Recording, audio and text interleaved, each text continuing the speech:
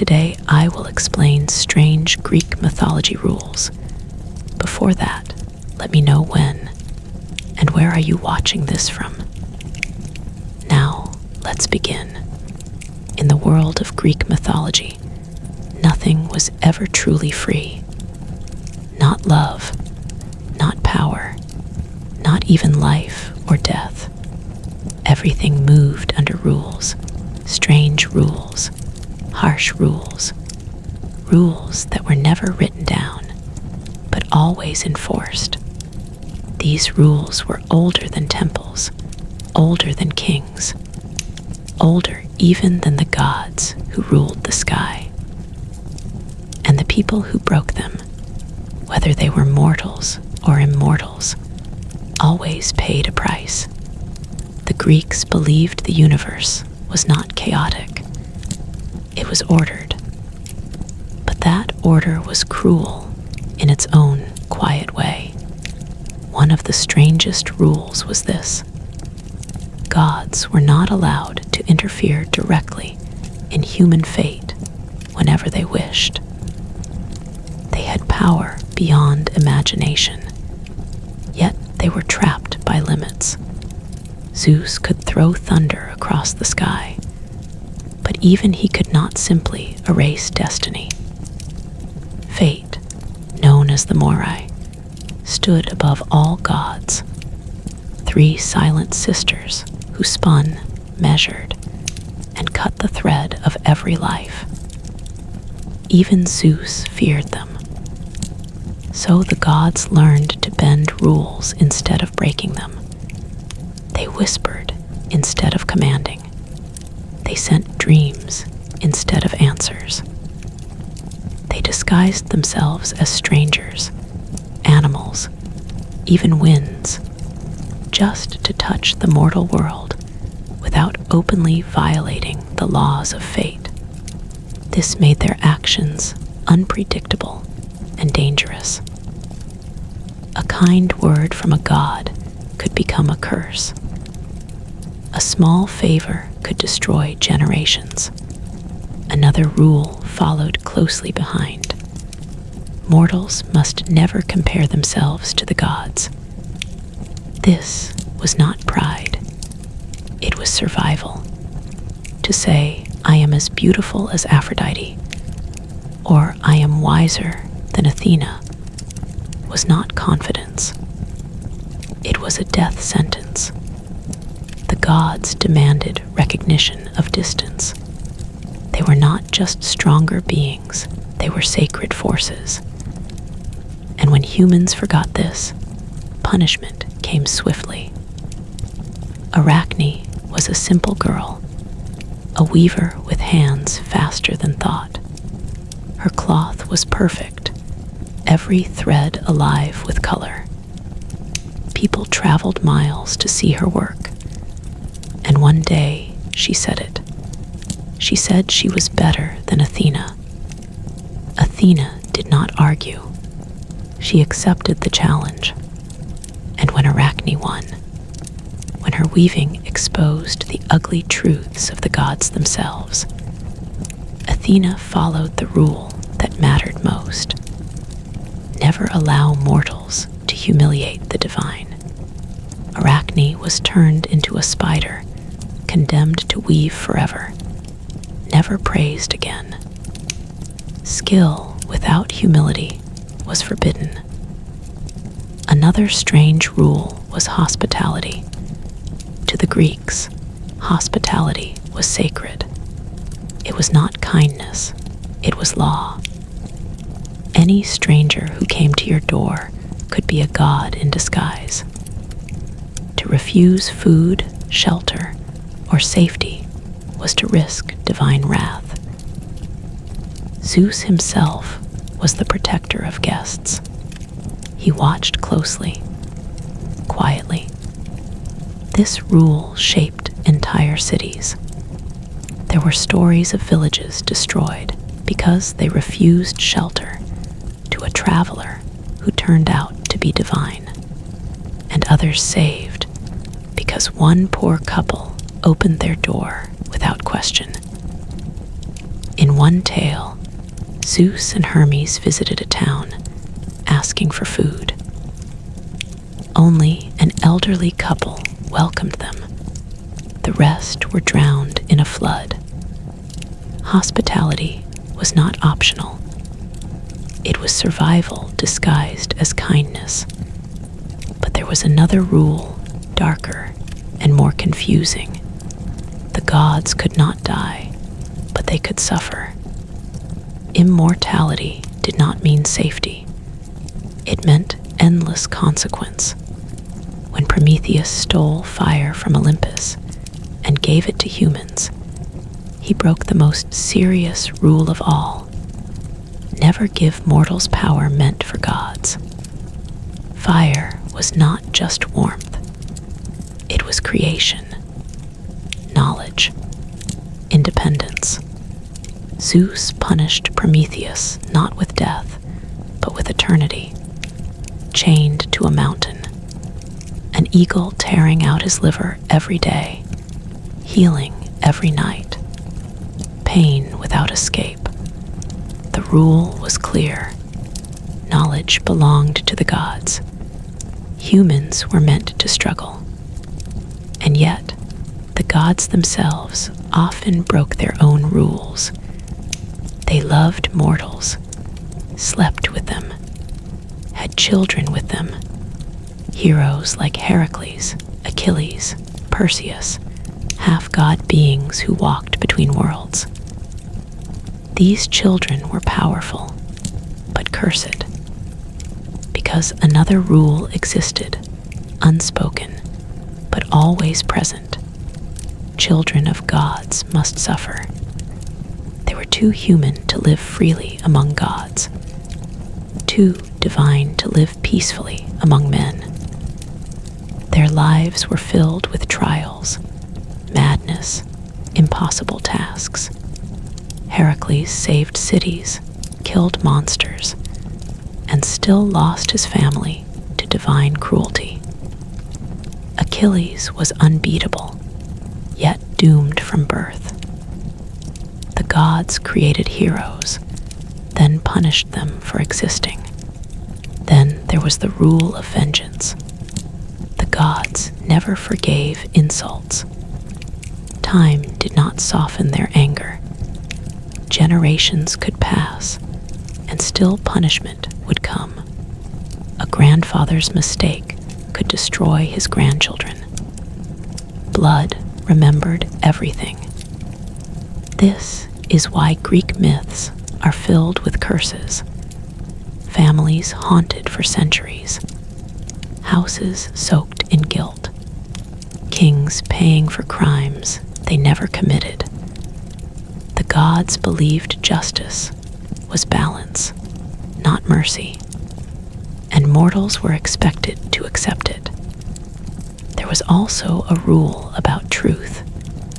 The gods hated being exposed. Prophets existed, oracles spoke, but truth was never given clearly. It came wrapped in riddles, half-meanings, twisted warnings. Apollo's oracle at Delphi never lied, but she never explained either. Mortals who misunderstood were blamed for their own destruction. Knowing too much was dangerous. Knowing too little was fatal. Between these contradictions, humans lived their lives, stepping carefully, praying constantly, fearing silence more than thunder. Because silence meant the gods were watching, and watching meant judgment was coming. As the world of Greek mythology grew darker and more complex, these strange rules began to clash with each other. Gods broke laws to punish mortals, who broke laws created by gods, who were never truly fair. And at the center of it all stood one question that haunted every myth. What happens when even the gods cannot escape their own rules? That answer begins with the ruler of the dead himself, and the rules no one was allowed to break once they crossed into the underworld. The moment a soul crossed into the underworld, the rules became absolute. No appeals, no mercy, no second chances. In Greek mythology, death was not a doorway you could reopen. It was a border carved into the fabric of the universe, guarded not by walls or armies, but by laws older than Olympus itself. The underworld was ruled by Hades, but even he did not create its rules. He enforced them. One of the strangest and most feared rules was this: once a soul entered the land of the dead, it could never return to the world of the living unless a god personally allowed it. Not begged for it, not fought for it, allowed it. And that permission came with conditions that were almost impossible to follow. This rule existed because death was meant to be final. The Greeks believed that if death could be reversed easily, life would lose its weight. So the underworld was sealed tight. Rivers blocked the way. Gates watched constantly. Creatures designed not to kill, but to prevent escape. The first barrier was the river Styx. Every soul had to cross it. And here came another rule: you must pay for your passage. Charon, the ferryman, did not care who you were in life.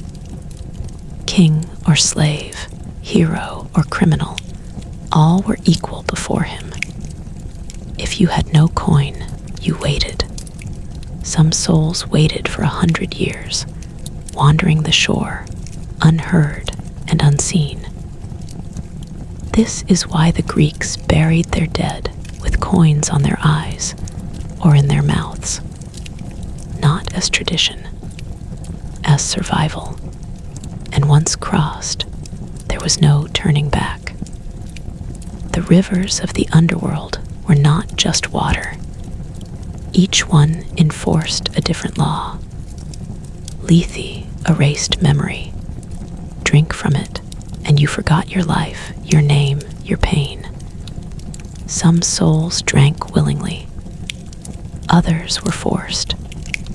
Memory itself was a privilege, not a right. Then there was the river Styx again, but not as a crossing, as an oath. The gods themselves swore upon the Styx. And here was the rule that terrified even Zeus. If a god broke an oath sworn on the Styx, they were punished, stripped of power, exiled from Olympus, cut off from divine food and drink, immortal yet powerless. This was one of the few laws that truly bound the gods. It proved something terrifying. Even gods needed rules to control themselves. Beyond the rivers stood Cerberus, the three-headed hound. He did not attack souls entering the underworld. That was not his job. His purpose was far more precise.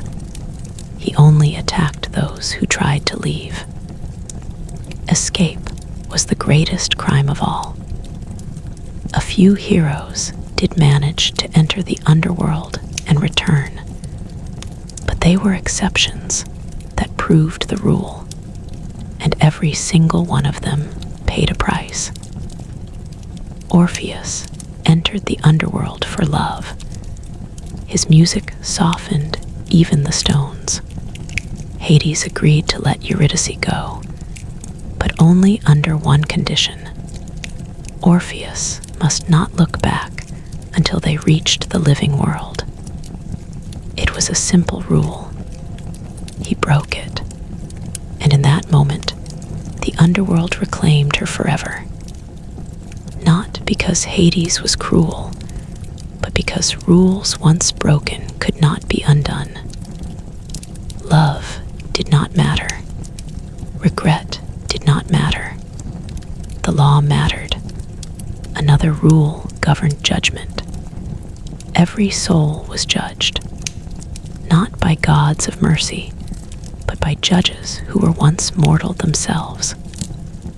Minos, Rhadamanthus, and Aeacus, they weighed lives, not intentions.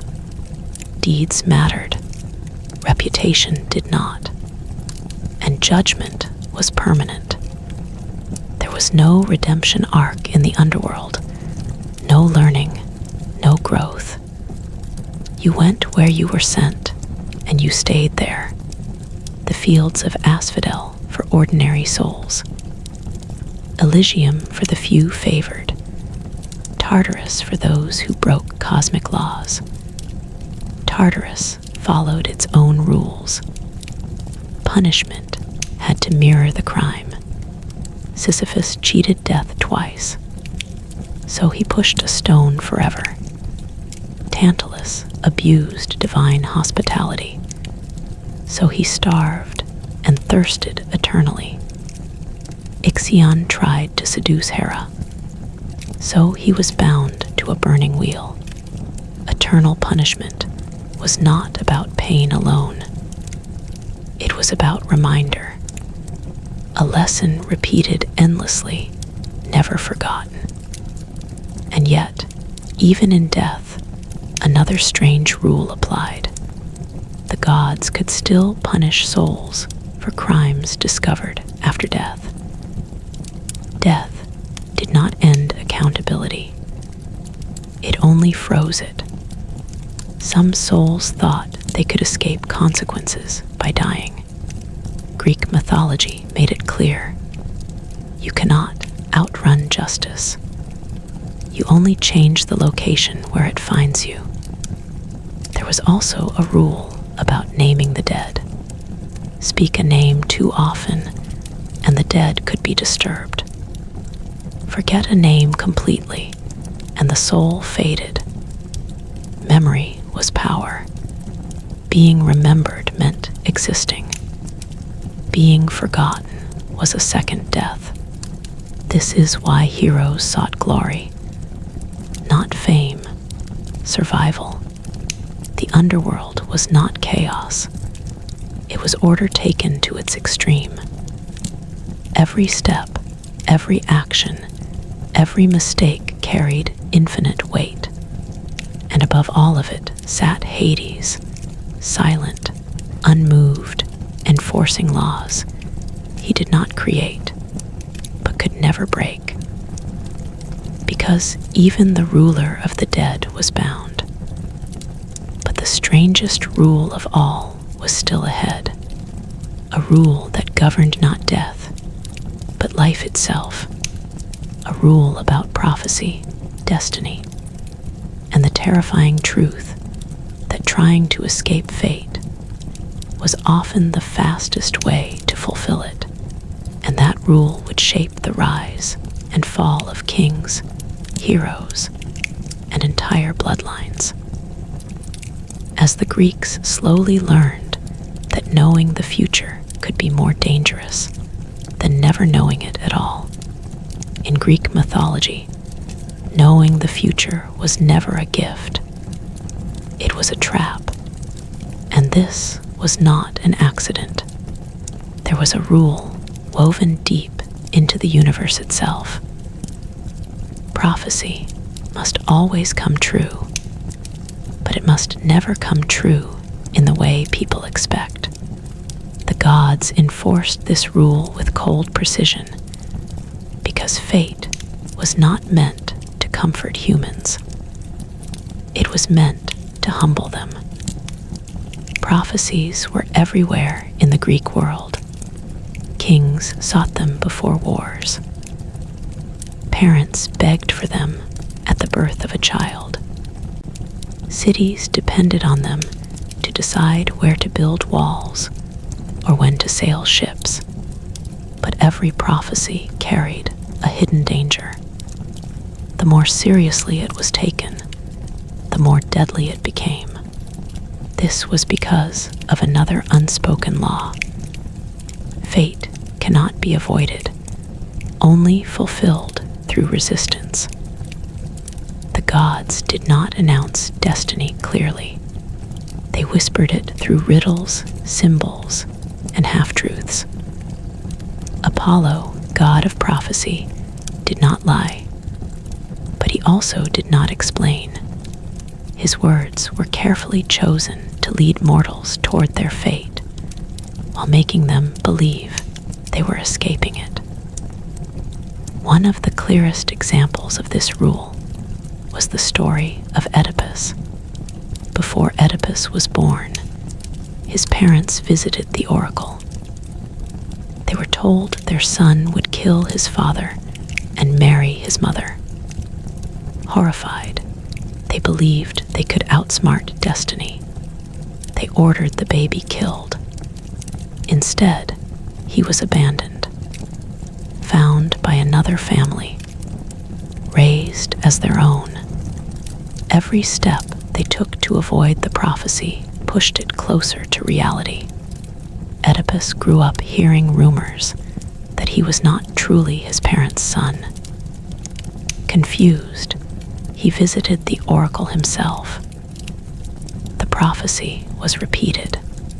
Terrified, he ran away from the people he thought were his parents, believing distance would save him. On the road, he killed a stranger in anger. That stranger was his real father. Later, he married a queen, his real mother. The rule was absolute. Fate did not chase people. People walked directly into it while trying to escape. This rule created a strange tension between gods and humans. The gods knew the future, but were not allowed to stop it. They could guide, warn, or mislead, but they could not erase destiny. Even Zeus could not undo a prophecy once spoken. And that terrified the gods, because some prophecies were about them. There was a rule that no god could kill a child destined to overthrow them. This is why Zeus swallowed his first wife, Medes, after hearing a prophecy that her son would surpass him. He thought consuming her would stop the future. Instead, Athena was born from his head, fully grown and powerful. The prophecy bent, but it did not break. The gods learned that fate could be delayed, twisted, reshaped, but never destroyed. Mortals, however, did not understand this. They believed knowledge meant control, that if they knew what was coming, they could change it. Greek mythology punished this belief mercilessly. Cassandra was given the gift of prophecy by Apollo. She could see the future clearly, but when she rejected him, Apollo added a curse that followed a very specific rule.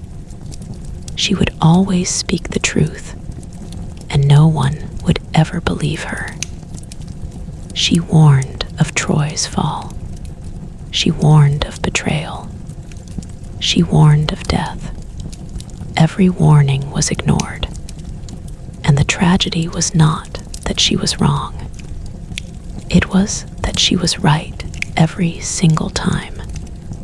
Truth without belief was useless, and that was exactly how the gods wanted it.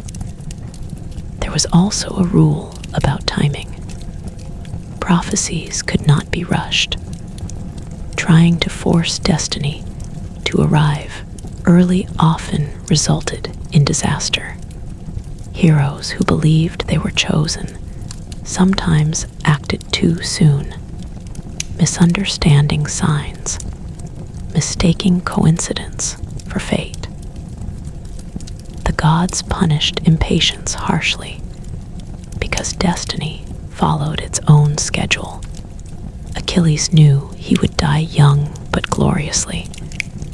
His mother tried to hide him, disguise him, delay his fate, but war called to him, and once he stepped onto the battlefield, the prophecy began to move.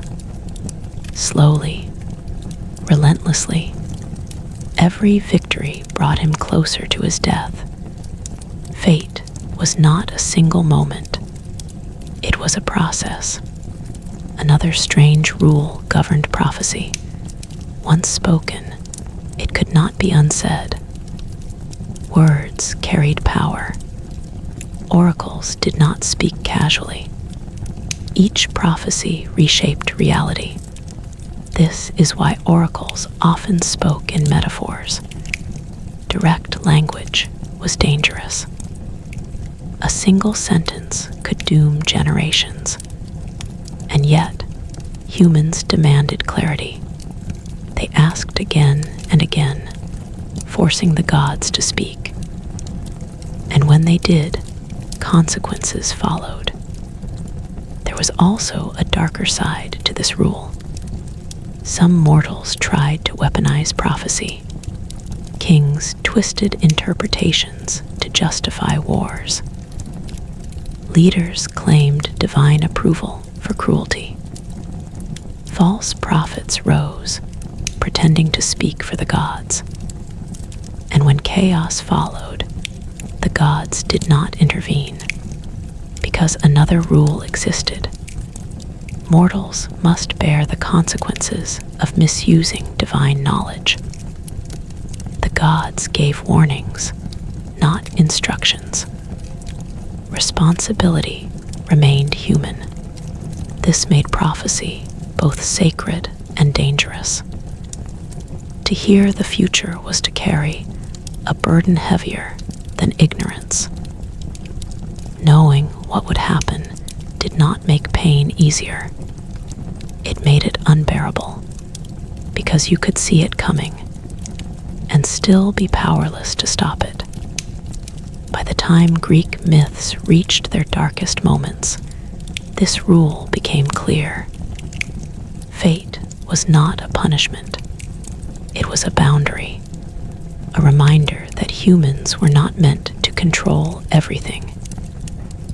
That struggle itself was part of the design. But what happened when someone tried to escape not fate, not death, but the gods themselves? There was a rule even more dangerous than prophecy. A rule about defying divine authority. A rule that turned admiration into obsession, worship into rebellion. And the moment a mortal tried to cross that line, the gods responded without mercy. There was a line in Greek mythology that no mortal was ever meant to cross. A line thinner than breath, but sharper than any blade. It was not about killing gods, or stealing fire, or even challenging fate. It was about becoming too close to the divine. The rule was simple, absolute, and terrifying in its consequences. Mortals must never seek equality with the gods. Admiration was allowed. Worship was expected.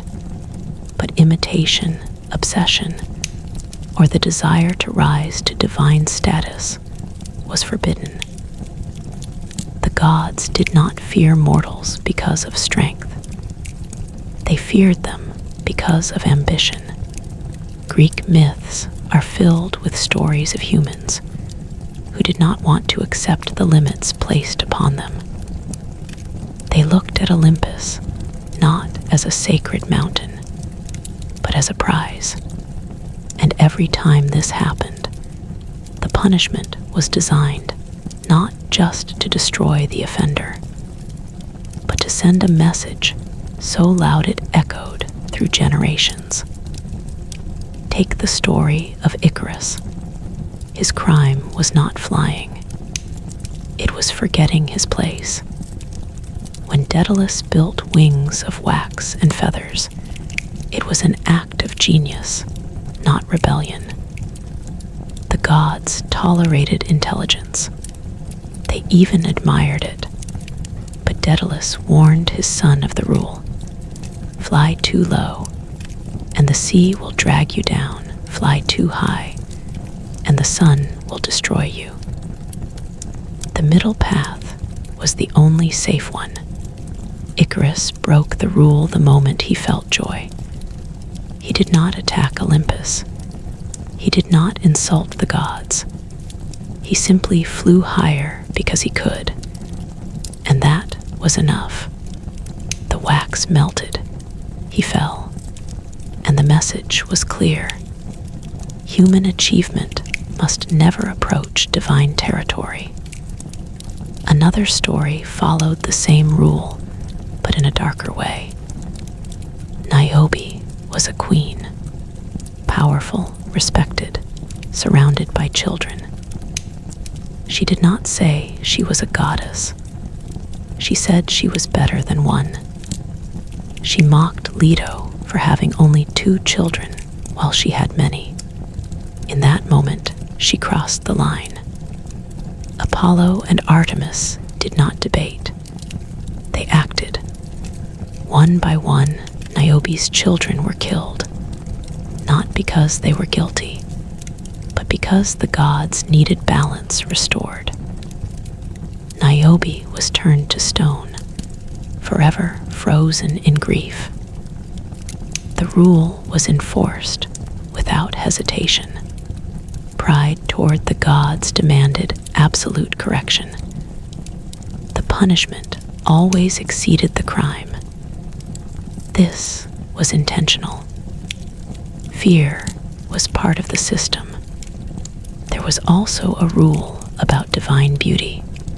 Gods were not just powerful, they were dangerously attractive. To see a god in their true form was often fatal. Mortals were not built to witness divine reality. Their bodies could not handle it. Their minds shattered under the weight of perfection.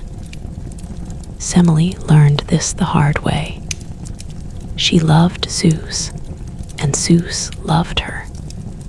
But love did not protect her from rules. When she demanded to see him as he truly was, Zeus tried to refuse. He knew the law, but he had sworn an oath on the Styx, and that oath bound him. When Zeus revealed his true form, Semele was burned alive instantly. The rule was brutal and clear. Divine truth destroys mortal flesh. Even love could not override it. Some mortals tried another path. If they could not see the gods, they would listen. If they could not reach Olympus, they would bring divine power down to earth. This led to another strange rule. Magic without divine permission was forbidden. Witches, sorcerers, and seers walked a dangerous path. They existed in a gray space between favor and punishment. As long as their magic served divine order, they were tolerated. The moment it threatened independence, they were crushed. Medea knew this rule well. She was powerful, too powerful. She helped Jason not out of obedience to the gods, but out of love and rage. Her magic broke boundaries. It reshaped fate. And when she was betrayed, her revenge was so absolute that even the gods turned away. Medea was not punished because no rule clearly covered her actions. That terrified Olympus, because it showed the gods that some mortals could slip through the cracks of divine law. There was also a rule about knowledge. Humans were allowed to learn, but only so much. Too much understanding threatened the hierarchy of the universe. This is why figures like Prometheus were punished so harshly. Fire led to tools.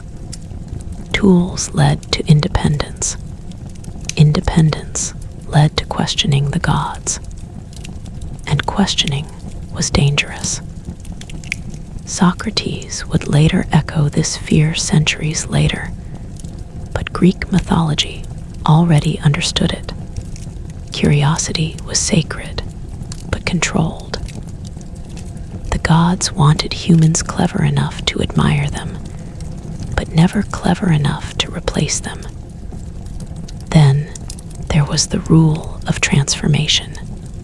Gods could transform mortals at will into animals, plants, stones, stars. This was not always punishment. Sometimes it was mercy, but the rule was the same. Once transformed, the change was permanent. Daphne fled from Apollo. To escape him, she prayed to be saved.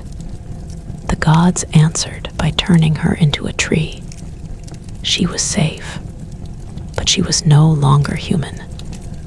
Protection came at the cost of identity.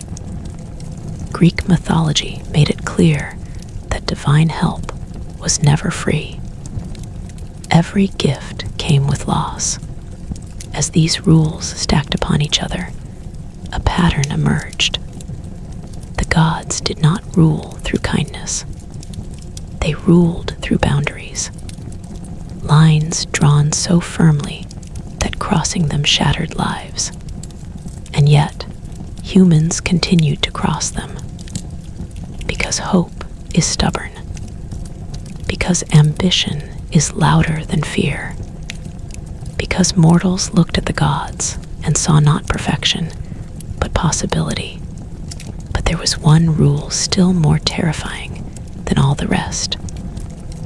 A rule not about power, beauty, or knowledge. A rule about punishment itself. A rule that explained why the gods never needed to destroy humanity completely. Because suffering in Greek mythology was not a side effect. It was a tool. And in the next part, that rule would reveal how pain became the language through which the gods controlled the world. In Greek mythology, suffering was never random. Pain did not exist because the world was cruel by accident. It existed because the gods believed suffering was necessary. This belief formed one of the most disturbing and deeply rooted rules of all. Suffering is the price of order. Without pain, the universe would fall apart. Without consequences, mortals would forget their place. And without fear, the gods would lose control. The gods did not simply punish for revenge. They punished to teach, or at least, that was how they justified it.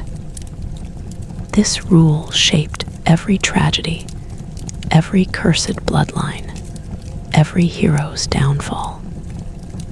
The Greeks understood that the gods did not want humans to be happy. They wanted humans to be balanced. And balance, in their worldview, required pain. One of the clearest examples of this rule is found in the idea of hubris. Hubris was not just arrogance. It was excess. Too much joy. Too much pride. Too much success. Anything that pushed a mortal too far above their natural limits demanded correction. And correction always came in the form of suffering. A king who ruled too long would fall violently. A hero won too many battles would die young. A family blessed for generations would eventually be wiped out. Happiness was allowed, but only briefly. Long-lasting joy was suspicious.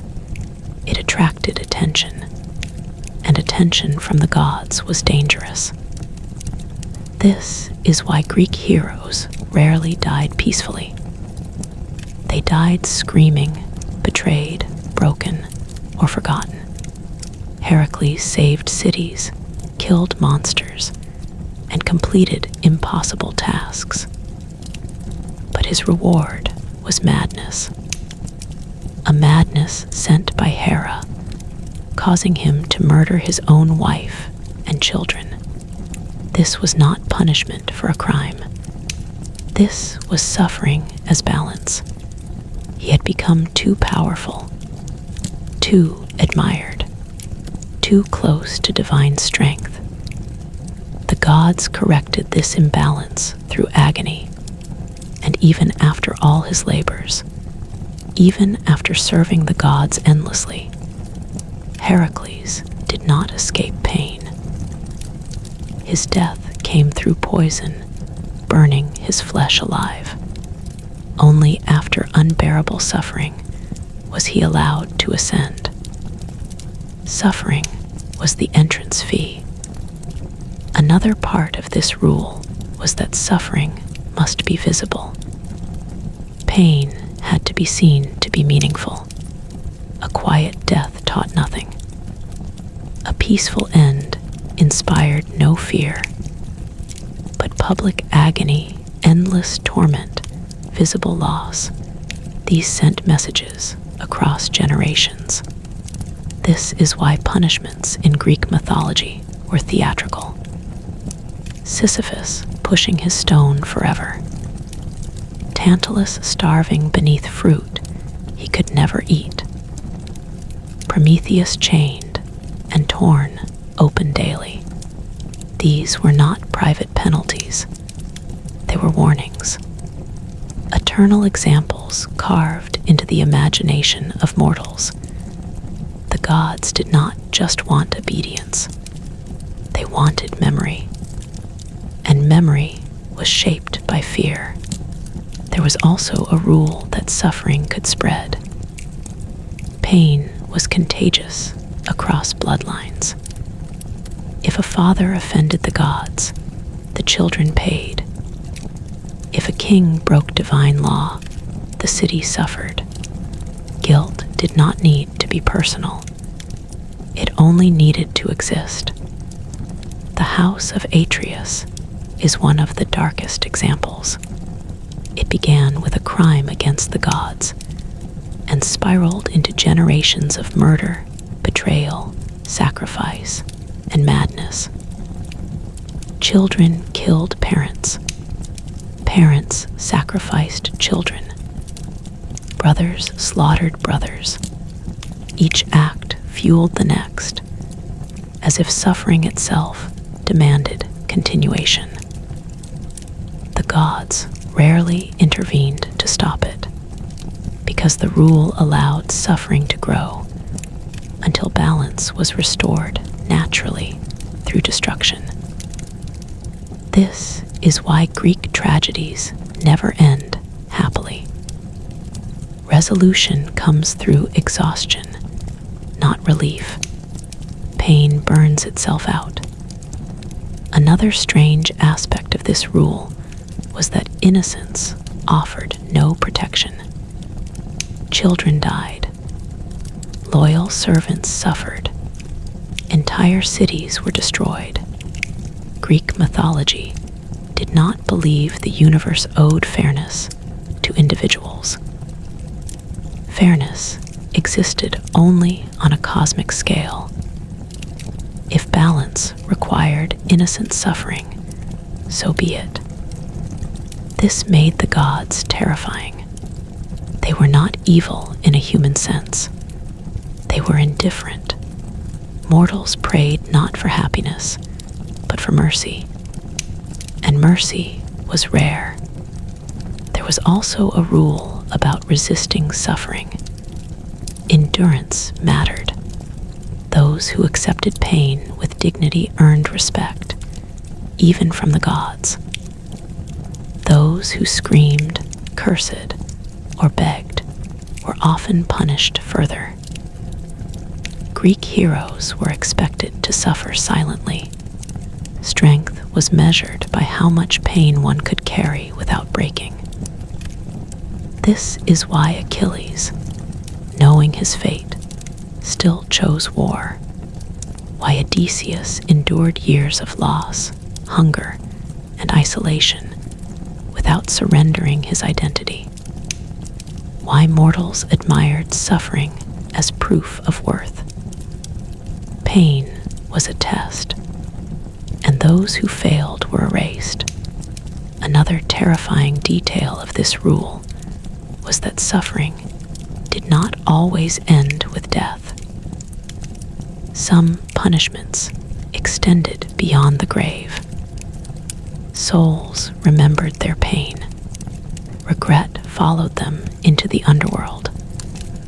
The dead relived mistakes endlessly. Death was not escape. It was continuation under stricter rules. This made suicide meaningless as an escape. The gods closed every door.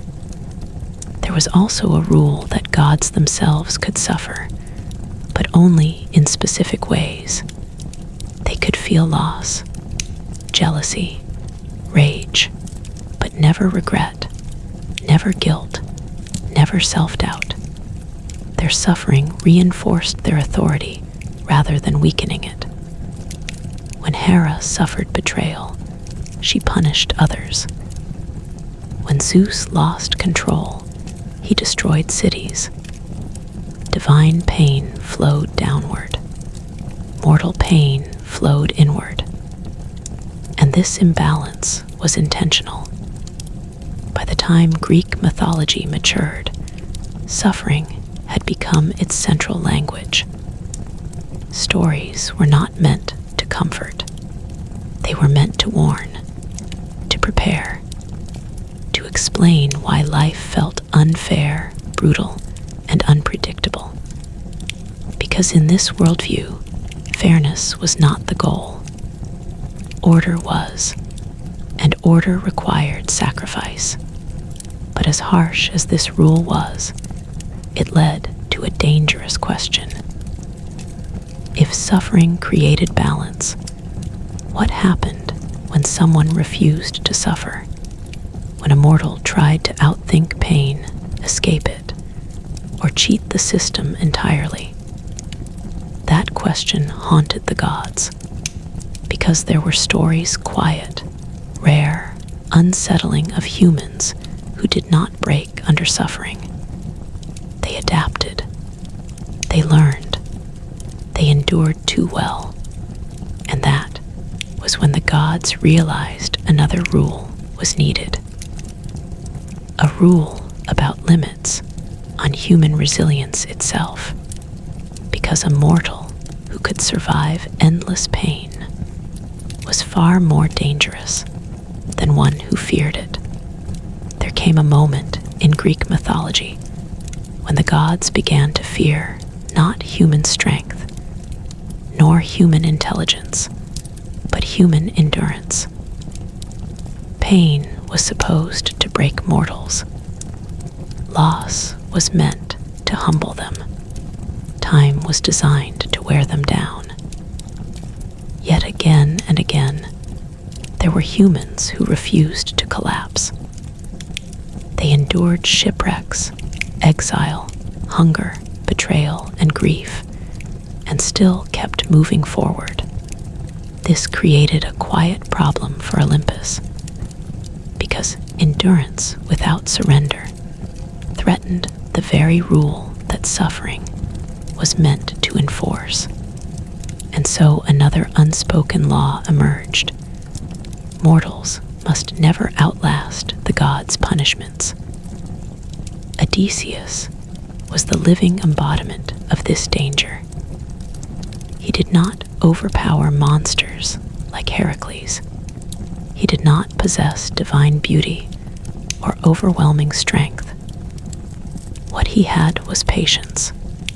He survived storms sent by Poseidon, temptations designed to trap him forever, isolation meant to erase his identity, and years of wandering that stripped him of youth, status, and certainty. And still, he endured. Every hardship that should have broken him instead sharpened him.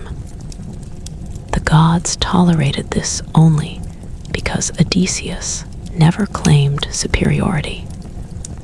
He suffered quietly. He adapted. He respected divine boundaries, even when they hurt him. This was the key difference. Endurance was allowed only when it remained submissive. Others were not so careful. There were mortals who began to believe that suffering could be mastered, that pain could be outwitted, that the gods' systems could be manipulated. These individuals did not rebel openly. They found loopholes. They studied patterns. They learned when the gods looked away. And the gods responded with another rule: cleverness without reverence must be punished. Sisyphus understood death too well. He tricked Thanatos, the spirit of death, and chained him. For a time, no one died. The world became unbalanced. When he was finally dragged to the underworld, he tricked Hades as well, convincing him to allow a return to the living world. Sisyphus did not defy the gods with strength. He humiliated them with intelligence. That was unforgivable. His punishment was designed to attack endurance itself, not sharp pain, not sudden death, but endless repetition, endless effort with no progress. His suffering was not meant to kill him. It was meant to exhaust hope. The gods learned that some humans could survive pain, but very few could survive meaninglessness. Another dangerous figure was Tantalus. He believed his closeness to the gods made him untouchable. He tested their limits, stole from them, betrayed their trust. He believed endurance came from familiarity. He was wrong. His punishment was psychological. Eternal hunger and thirst, always close, never satisfied. The rule here was clear. Desire itself could be weaponized. The gods realized something important. Physical suffering was not enough. Mortals could adapt to it. Emotional suffering could be endured. Loss could be mourned. But frustration without release, hope without fulfillment, effort without reward, these broke even the strongest minds. So the gods refined their methods. They began to punish with waiting for relief that never came, waiting for answers that stayed silent, waiting for justice that arrived too late. This rule extended beyond punishment and into daily life. Farmers waited for rain. Soldiers waited for war. Lovers waited for return. Parents waited for signs from the gods. Waiting became a form of suffering so normalized that mortals stopped questioning it. This shaped Greek culture deeply. Patience was praised, but only when paired with acceptance. Resistance to waiting was seen as arrogance. Impatience was punished. gods controlled time itself as a weapon. There was also a rule about hope. Hope was allowed, but only in limited amounts. Too much hope created rebellion. Too little created despair, which made worship meaningless. The gods maintained a careful balance. They allowed mortals just enough hope to continue, but never enough to escape dependence. This is why prayers were sometimes answered and often ignored. Uncertainty was part of the system. Heroes who endured too well sometimes faced a final, crushing loss. Not because they deserved it, but because they needed to be reminded of their place. Endurance could not become confidence. Survival could not become defiance. Even Achilles, nearly invincible, could not escape this rule. His strength was absolute, but his life was short. The gods allowed endurance only within fixed boundaries. Beyond that, balance would collapse. Another aspect of this rule involved memory. Those who endured suffering were remembered. Those who failed were forgotten. This created a cruel incentive. To be remembered, one had to suffer publicly. Quiet survival meant nothing. Pain had to leave a mark on history. This is why heroes told their stories, why poets sang of agony and loss, why Greek myths are filled with tears, screams, and final breaths. Endurance was proof of existence, but endurance also carried a risk. The longer a mortal survived suffering, the more they learned. Patterns emerged. Divine behavior became predictable, and predictability threatened authority. The gods could not allow humans to become comfortable with suffering. So they introduced randomness, storms without warning, plagues without reason, betrayals without logic, suffering that could not be prepared for. This kept mortals uncertain, and uncertainty kept them obedient. Yet even with all these rules, there remained one final threat the gods could never fully control. Love. Love made mortals irrational. It made them challenge death, fate, suffering, and even the gods themselves. Love ignored endurance. It ignored balance. It ignored rules. And when love collided with divine law, the consequences were always catastrophic, because love was the one force in Greek mythology that could drive mortals to break every rule at once, and do it willingly. Love, in Greek mythology, was never gentle. It was never safe. It was not a blessing meant to bring peace. Love was a force that disrupted order, and because of that, it existed under some of the strictest and most dangerous rules the gods ever enforced.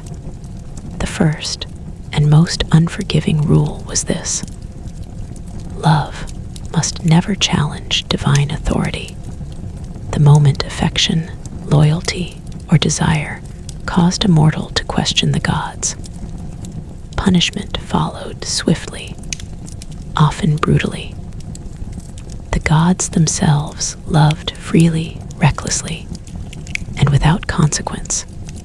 Zeus fell in love endlessly, leaving destruction behind him like shadows at sunset. Hera loved with jealousy, so intense it poisoned, entire bloodlines. Aphrodite treated love as a weapon, not a gift, using it to humiliate, manipulate, and ruin both mortals and immortals. For the gods, love was power. For mortals, it was a liability. This imbalance was intentional. Mortals were allowed to love, but only within limits. Love was permitted as long as it remained fragile, temporary, and obedient. The moment love became defiant, when it dared to rival loyalty to the gods, it was crushed without hesitation. This is why love stories in Greek mythology almost never end peacefully. They end in death, transformation, exile, or eternal separation. Orpheus did not fail because he lacked love. He failed because his love made him doubt divine command. The rule was simple: trust the gods completely, or lose everything. When Orpheus turned back, it was not curiosity that doomed him. It was fear. Fear that love might not be protected. And fear, in Greek mythology, was always punished. Another rule followed closely behind. Love must not disrupt fate. When mortals loved across boundaries, mortal and god, enemy and enemy, destined rivals, fate intervened violently. These unions produced heroes, monsters, or tragedies. They were never allowed to remain ordinary. Love that crossed divine lines demanded correction. Psyche learned this through suffering. Loved by Eros, she was given one condition: never look at him. Trust without proof was required. But love made her curious. When she looked, the relationship shattered. Psyche was forced into impossible trials, humiliated, broken, and tested beyond human limits. Only when her suffering was complete was she allowed to reunite with him. Love had to be earned through pain. The rule was clear. Love without suffering was unbalanced. There was also a rule about choice. Mortals were allowed to choose love, but they were not allowed to choose love over destiny. If fate demanded separation, death, or betrayal, love had to submit. Those who resisted were destroyed. This is why Achilles chose glory over a long life with love. Why heroes abandoned families to answer prophecy. Why lovers were separated by war, curses, or divine intervention. Love was secondary to cosmic order. And when mortals chose love anyway, the consequences echoed forever. Another disturbing rule governed rejection. To reject a god's love was one of the greatest insults imaginable. Mortals who refused divine affection were punished not because of cruelty, but because rejection challenged the gods' belief in their own supremacy. If a human could say no to a god, then gods were not absolute. This is why Daphne became a tree, why Narcissus was destroyed by his own reflection, why many stories end not with revenge, but transformation. The gods did not always kill those who rejected them. They erased their humanity. Existence itself became the punishment. There was also a rule about loyalty. Love demanded loyalty, but but only one way. Mortals were expected to remain faithful, even when gods did not. Betrayal by mortals was punished severely. Betrayal by gods was considered natural. This imbalance reinforced divine dominance. Mortals learned that love meant vulnerability, while gods remained untouchable. Even within mortal relationships, the gods interfered. Jealousy, suspicion, obsession, these were often sent deliberately. Aphrodite delighted in destroying stable unions. Hera punished women for Zeus's infidelity. Love was twisted into suffering because stable happiness threatened divine relevance. If humans were content without gods, worship would fade. There was also a rule about remembrance. Love that ended in tragedy was remembered forever. Love that succeeded quietly was forgotten. Greek mythology immortalized suffering lovers, not peaceful ones. This shaped cultural values deeply. To love intensely was to risk destruction, but also to earn immortality through story. And so mortals learned to associate love with pain, longing, and loss. They sang of it, they feared it, they pursued it anyway, because love, unlike suffering, was chosen. This terrified the gods. Love gave mortals agency. It pushed them to defy rules willingly, knowingly, even joyfully. Love made humans walk into punishment with open eyes, and that made it dangerous. So the gods tightened their grip. They introduced another rule, quieter but more powerful than any before it. A rule that governed not love itself, but loyalty. A rule about choosing sides, about obedience in times of conflict. Because when gods went to war with each other, mortals were expected to follow. And the moment a human chose the wrong god to love, worship, or obey, their fate was sealed long before the battle even began. When the gods went to war, mortals were never allowed to remain neutral. This was one of the most dangerous and least discussed rules in Greek mythology. In divine conflict, humans must choose a side, even if that choice guaranteed their destruction. Silence was treated as betrayal.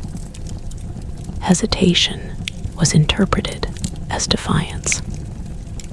And choosing the wrong god meant suffering that could erase entire generations. The Trojan War was the clearest and most brutal example of this rule in action.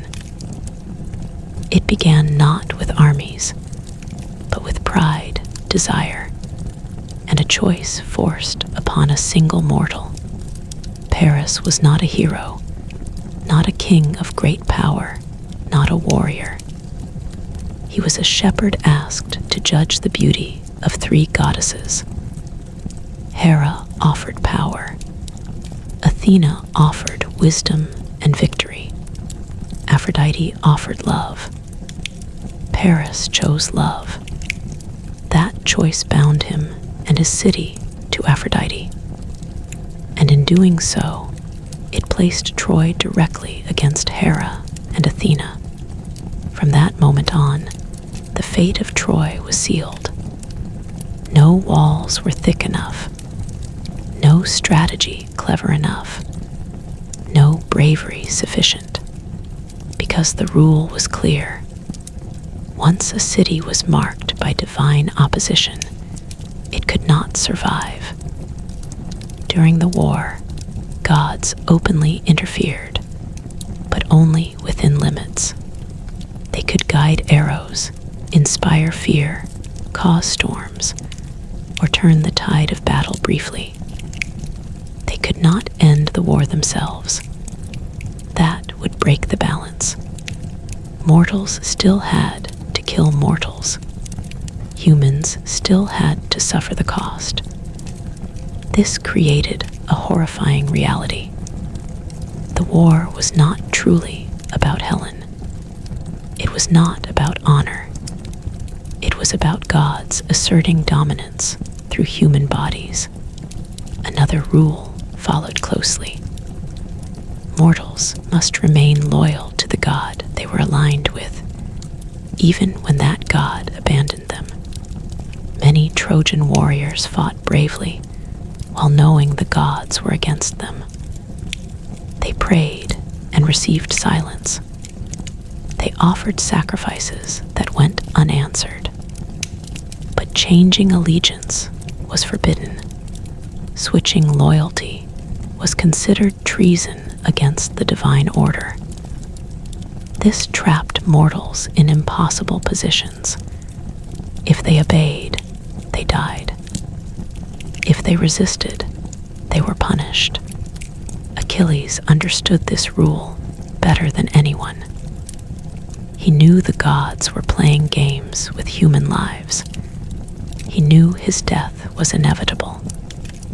Yet, he chose his role consciously. He accepted divine manipulation in exchange for glory. This was the bargain offered to heroes. Obedience in exchange for remembrance. Ordinary soldiers were not given this choice. Another strange rule governed divine favoritism. Gods could protect individuals, but not entire groups indefinitely. Protection was selective, temporary, and often conditional. A hero might be saved once, twice, maybe 3 times. But eventually, protection was withdrawn. This made divine favor unreliable. Hector fought knowing he was doomed. Apollo supported him briefly, then turned away. Athena tricked him into facing Achilles alone. The gods did not betray Hector out of hatred. They did so because the rule demanded balance. Troy had to fall. The gods did not change sides mid-war. They adjusted outcomes to fit destiny. Another aspect of this rule involved punishment after loyalty. Cities that worshipped a god faithfully could still be destroyed if they became inconvenient. Loyalty did not guarantee protection. It only guaranteed attention. And attention could be deadly. Troy honored Apollo deeply. Yet Troy was annihilated. Temples burned. Priests killed. Sacred spaces violated.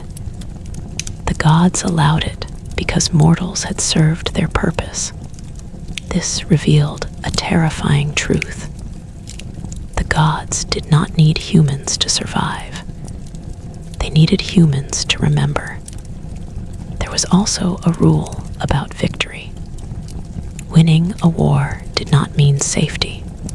Victors often suffered more than the defeated. Greek mythology made it clear that excessive success attracted divine correction. Pride after victory was especially dangerous. The Greeks won the Trojan War, but their returns were cursed. Storms scattered fleets. Heroes died at sea. Families were destroyed. Odysseus wandered for years. Agamemnon was murdered by his own wife. Victory invited punishment. Balance had to be restored. Another hidden rule was that suffering must continue after war. Peace was unstable, quiet, dangerous. The gods thrived on conflict, not resolution. So even after wars ended, consequences rippled outward. Children inherited hatred. Survivors carried trauma. Cities rebuilt under the shadow of divine memory. War was never truly over, and mortals learned something deeply unsettling. They were pieces on a board they could not see. Choosing a god meant inheriting that god's enemies. Loving a god meant sharing their grudges. Worship was not safety. It was entanglement. This made faith dangerous. Some mortals began to question whether obedience was worth the cost, whether silence was safer than devotion, whether survival required withdrawal from divine affairs entirely. But Greek mythology did not allow escape, because another rule waited beyond war, a rule about punishment after survival, a rule about what happened to those who lived long enough to see the aftermath. Because in the Greek world, surviving divine conflict did not mean freedom. It meant living long enough to face the consequences the gods had not yet finished delivering. Survival in Greek mythology was never a reward. It was a delay. Those who lived through wars, curses, divine games, and shattered cities often believed the worst was behind them. But the gods followed another quiet and merciless rule. Punishment does not always come immediately. Sometimes it waits. Sometimes it ripens. Sometimes it arrives when the survivor finally believes they are safe. The Greeks understood this deeply. To survive a disaster was not to escape judgment. It was to carry it forward. Odysseus learned this rule more clearly than any other mortal. The war ended. Troy burned. The world moved on. But Odysseus did not return home. His punishment was not death. It was delay. 10 years of wandering. 10 years of hunger, loss, temptation, and loneliness. Each island was not random. Each encounter was a reminder that survival came with conditions. Poseidon did not kill Odysseus because that would end the lesson. Instead, he stretched suffering thin across time. Shipwreck after shipwreck, crew after crew lost. Odysseus survived, but he survived alone. This was intentional. The gods often punished survivors by isolating them, stripping away everyone who had shared their past. Because memory was dangerous. Those who remembered too much could begin to see patterns. They could begin to understand how divine cruelty worked. And understanding led to resentment. Another rule governed return. Returning home was not guaranteed, even for heroes. Home was a sacred space, protected by order.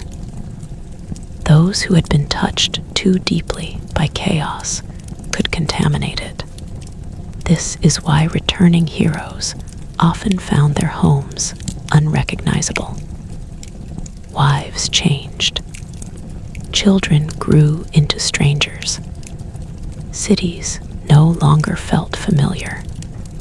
Survival altered identity.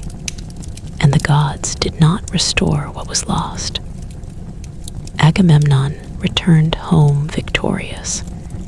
He survived the war. He survived the sea, but he did not survive memory. His wife remembered his sacrifices. His household remembered his cruelty. He was murdered in his own bath, defenseless. His survival only delayed the moment justice arrived. The rule was simple. Surviving violence does not erase guilt. Another hidden law was that witnesses must suffer. Those who saw divine destruction firsthand carried responsibility, whether they wanted it or not. Survivors were witnesses to godly behavior, and that made them dangerous. They could speak. They could remember. They could tell stories that questioned divine justice. So the gods broke them quietly, through madness, through grief, through endless longing. Andromache survived Troy, but lost everything else. Hecuba survived, but was transformed by grief into something no longer human. Cassandra survived captivity only to be killed after being ignored one final time. Survival became a punishment sharper than death. There was also a rule about rebuilding. Cities destroyed by divine will were allowed to be rebuilt, but never fully restored. Something always remained broken. A curse lingered. A bloodline ended. A sacred site stayed ruined. This ensured that memory of punishment never faded. The gods were careful about this. They did not want mortals to forget destruction too quickly. Another terrifying rule followed those who survived alone. Longevity without joy was suspicious. Mortals who lived too long often attracted tragedy late in life. Children died. Kingdoms collapsed. Minds failed.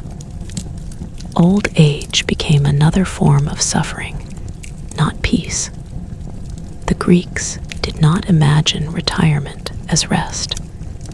They imagined it as watching everything fall apart. Even Nestor, who lived long and spoke wisely, watched generations die around him.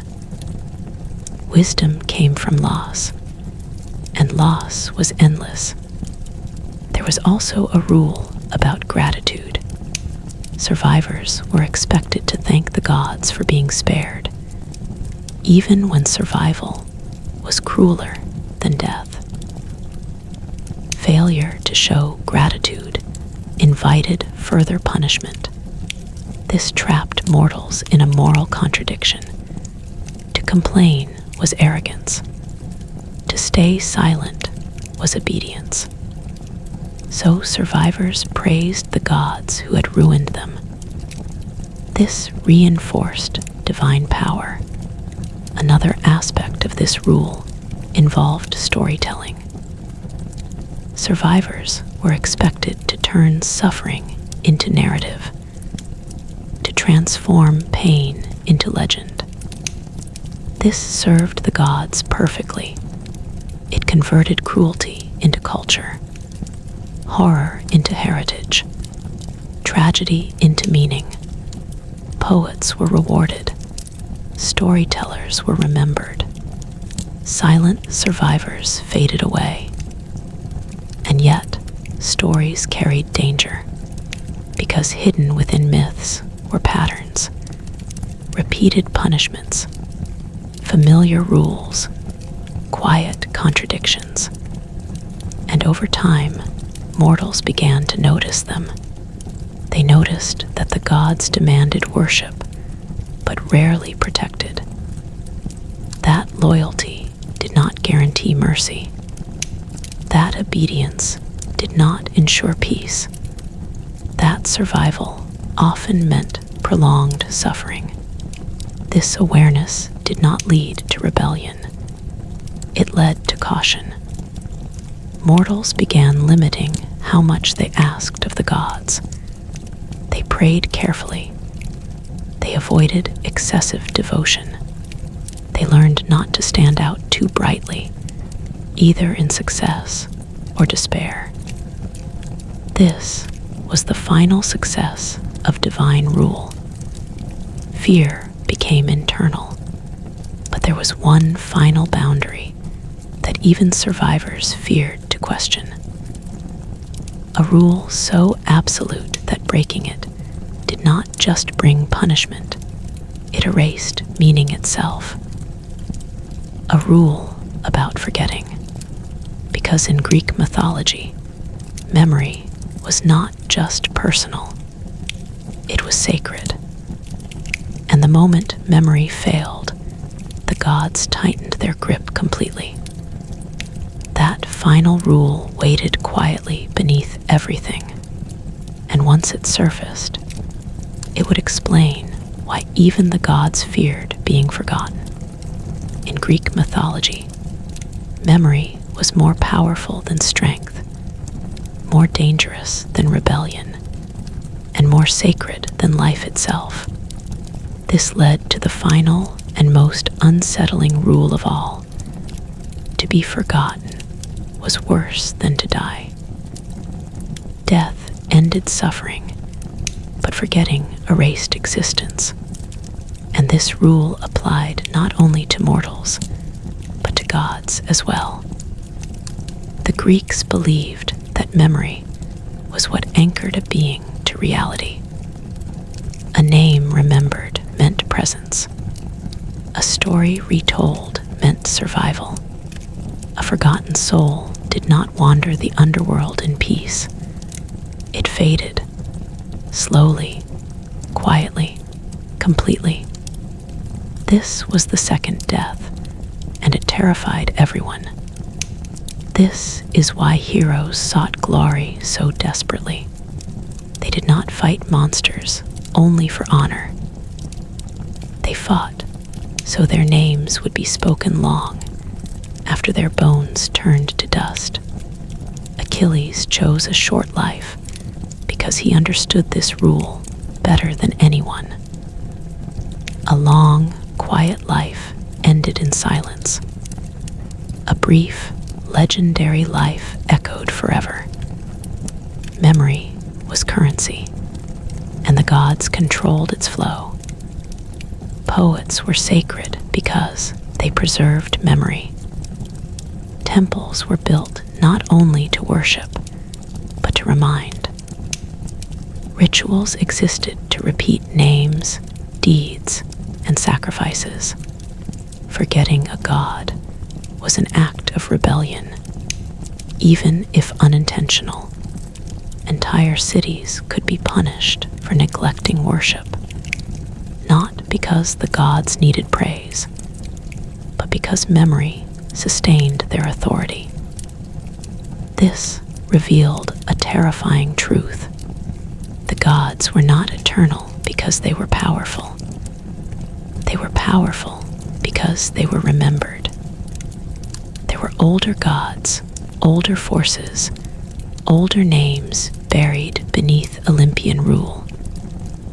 Titans, primordial beings, forgotten deities whose stories faded as new ones replaced them.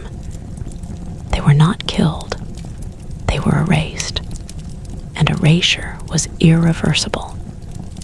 This is why Zeus was obsessed with order, why Hera guarded tradition, why Apollo protected prophecy and poetry, why Athena valued wisdom and record. Memory upheld the structure of the universe. Without it, chaos returned. Mortals who threatened memory were punished swiftly. Those who rewrote stories, those who denied divine involvement, those who mocked ritual. Forgetting was treated as violence. Even in the underworld, memory was regulated. The river Lethe existed for a reason. Souls drank from it to forget pain, identity, regret. But forgetting also stripped them of agency. A soul without memory was passive, obedient, easy to manage. The gods allowed forgetting only when it removed resistance. Reincarnation without memory was submission. Some souls were denied Lethe. Those punished eternally were forced to remember everything. Every mistake, every regret, every moment of downfall. Suffering required memory to remain effective. This balance between remembering and forgetting was carefully controlled. Too much memory caused resentment. Too little memory caused emptiness. The gods walked that line precisely. There was also a rule about collective memory. Entire cities carried shared guilt and shared trauma. A curse did not end with one generation. It lived in stories, customs, warnings passed down through blood. Forgetting a curse did not break it. It only made its return more devastating. This is why Greek myths repeat themes endlessly: betrayal, hubris, punishment, loss. They are reminders, warnings disguised as entertainment. The myths themselves were part of the system, but memory carried a risk. The more mortals remembered, the more patterns emerged. The more stories were told, the more similarities became clear. The gods punished pride. The gods ignored innocence. The gods demanded loyalty without protection. The gods allowed suffering as balance. Memory threatened obedience. So the gods ensured that memory was emotional, not analytical. Stories were told through tragedy, not logic. Pain overshadowed pattern recognition. Tears drowned questions. Still, some mortals noticed. They did not rebel. They adapted. They lived quietly, avoided extremes, did not seek glory too loudly, did not challenge fate openly, did not demand divine attention. They learned to survive by becoming unremarkable. This was the final victory of divine rule. Not worship, not fear, but self-limitation. Greek mythology ends not with answers, but with acceptance. The world is cruel, but ordered. The gods are powerful, but bound. Mortals are fragile, but aware. Rules govern everything, even those who created them. And perhaps the strangest truth of all is this: the gods feared one thing above everything else. Not rebellion, not defiance, not even love. They feared silence. Because a god without worship, without story, without memory, was already dying. And as long as humans remembered the rules, the gods remained eternal. The moment they forgot, everything would begin again, even after centuries of telling, retelling, and preserving their stories. Greek mythology insists on a chilling truth. The rules that governed mortals were not only unyielding, but they were recursive. Every act of disobedience, every burst of ambition, every attempt to circumvent fate carried echoes across time. Survival, love, suffering, memory. They were threads in a vast, invisible loom, weaving a tapestry that no mortal could fully comprehend, and no god could allow to unravel. Part of this endless system was a rule so subtle, so insidious, that it often went unnoticed by humans themselves. The rule of inevitability. Nothing in the world, according to Greek myth, happens by accident. Every sorrow, every moment of joy, every fleeting triumph is either ordained, permitted, or calculated by divine will. Mortals like Oedipus and Persephone serve as grim reminders of this. Oedipus, though courageous, clever, and well-intentioned, could not escape the prophecy that marked his life before he was even born. He sought to outrun fate, to choose differently, to rewrite destiny through cunning and action. But Greek mythology makes clear that choice itself is framed within rules already set by the gods. His eventual downfall was not cruelty. It was inevitability made manifest. Every wrong step, every misjudged act, and every moment of hubris was part of the design. A reminder that humans are never truly free. Persephone's story carries a similar weight, but in a different form. She was young, beautiful, and untouched by the cruelties of the world. Yet she became bound to Hades by a law older than her own understanding. When the pomegranate seeds sealed her fate, it was not an accident, nor an evil trick of chance. It was a rule that all humans, and indeed all gods, must respect. The law of binding. Once a choice is made, once an action is completed, the outcome must follow to its inevitable conclusion. Even love, desire, or pleading cannot reverse it. Mortals can bargain, beg, or pray endlessly. But Greek mythology ensures that certain doors, once opened, can never close again. And yet, this inevitability is accompanied by another layer of complexity. The rules are paradoxical. Mortals are punished for pride, yet praised for courage. They are warned not to cross the gods' boundaries, yet are repeatedly placed in situations where breaking them is unavoidable. The narratives themselves function as both guide and trap. A clever mortal may think they understand the system, only to discover that knowledge itself is a test, a rule in disguise, as if the gods, in their quiet omniscience, want humans to learn the same lesson over and over. Mastery of life is an illusion, and understanding the rules only deepens the weight of responsibility. Consider the story of Meleager and the Caledonian boar.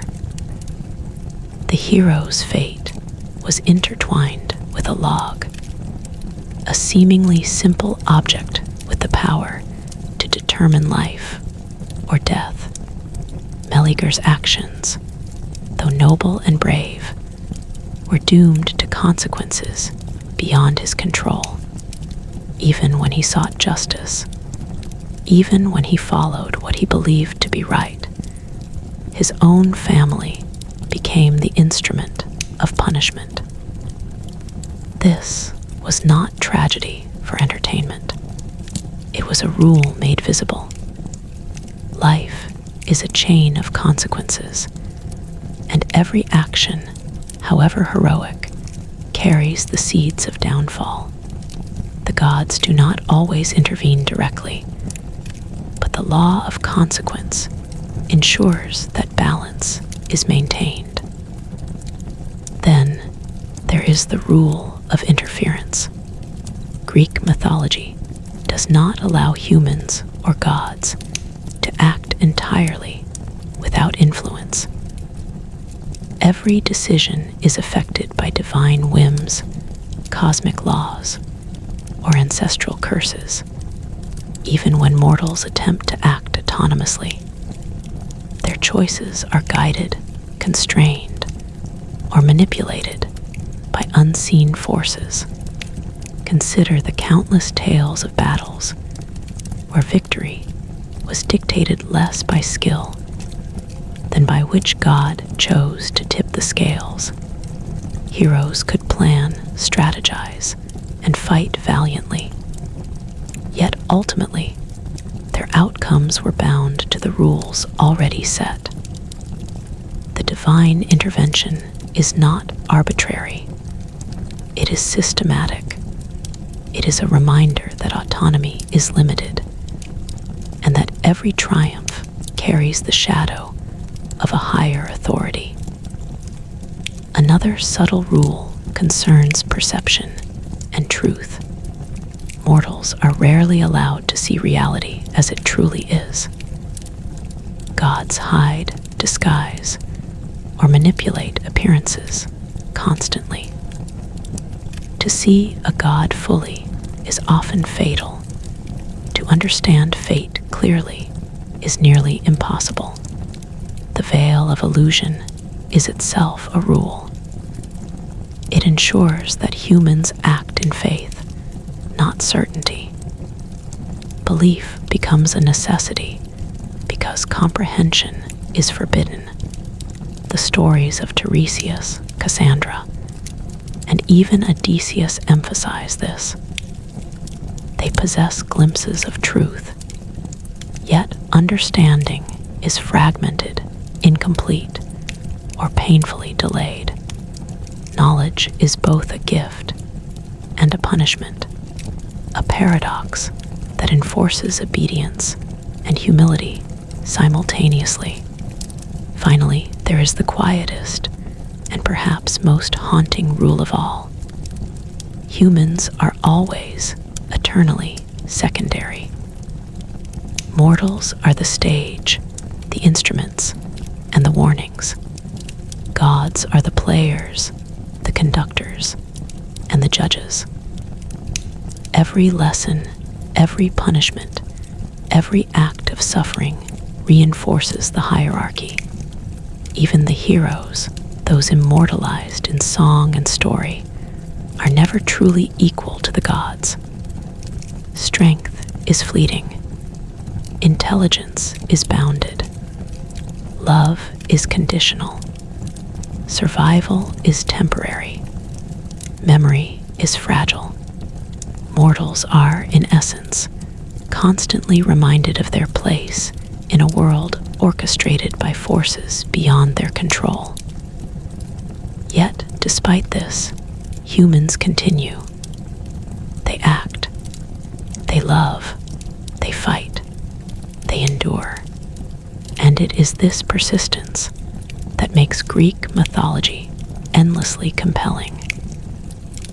Because within the strict confines of rules, consequences, and inevitability, there exists a quiet defiance.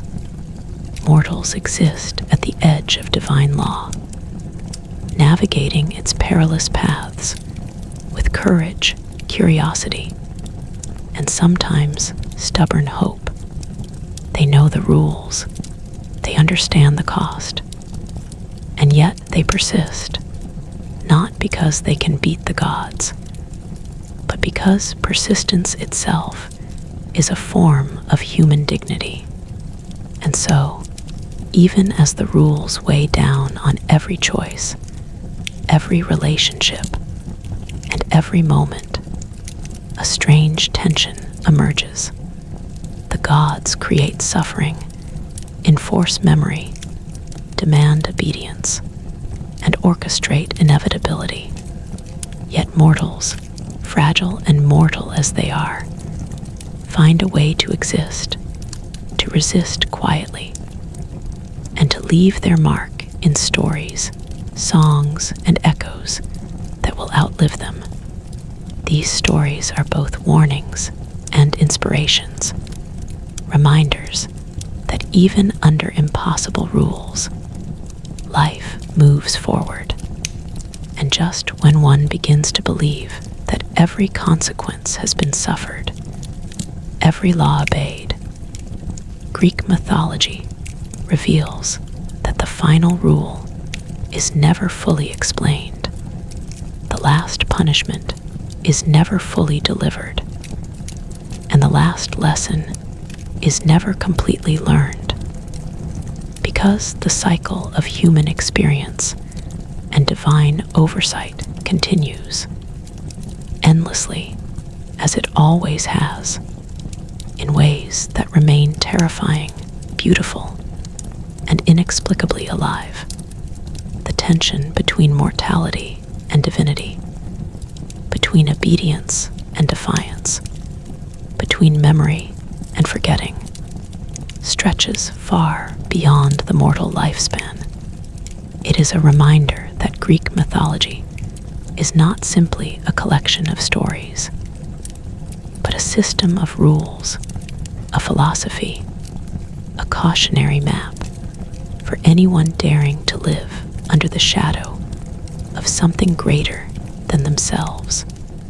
And as these lessons unfold, one begins to see that the strangest rule of all may be this: life itself, with all its beauty and horror, is a test written not by humans, but by forces that demand both reverence and resilience. And that test never truly ends, even after generations of hearing these stories. Humans in Greek mythology were never meant to fully grasp the gods' logic. The rules governing life, death, love, and suffering were designed to confound as much as to instruct.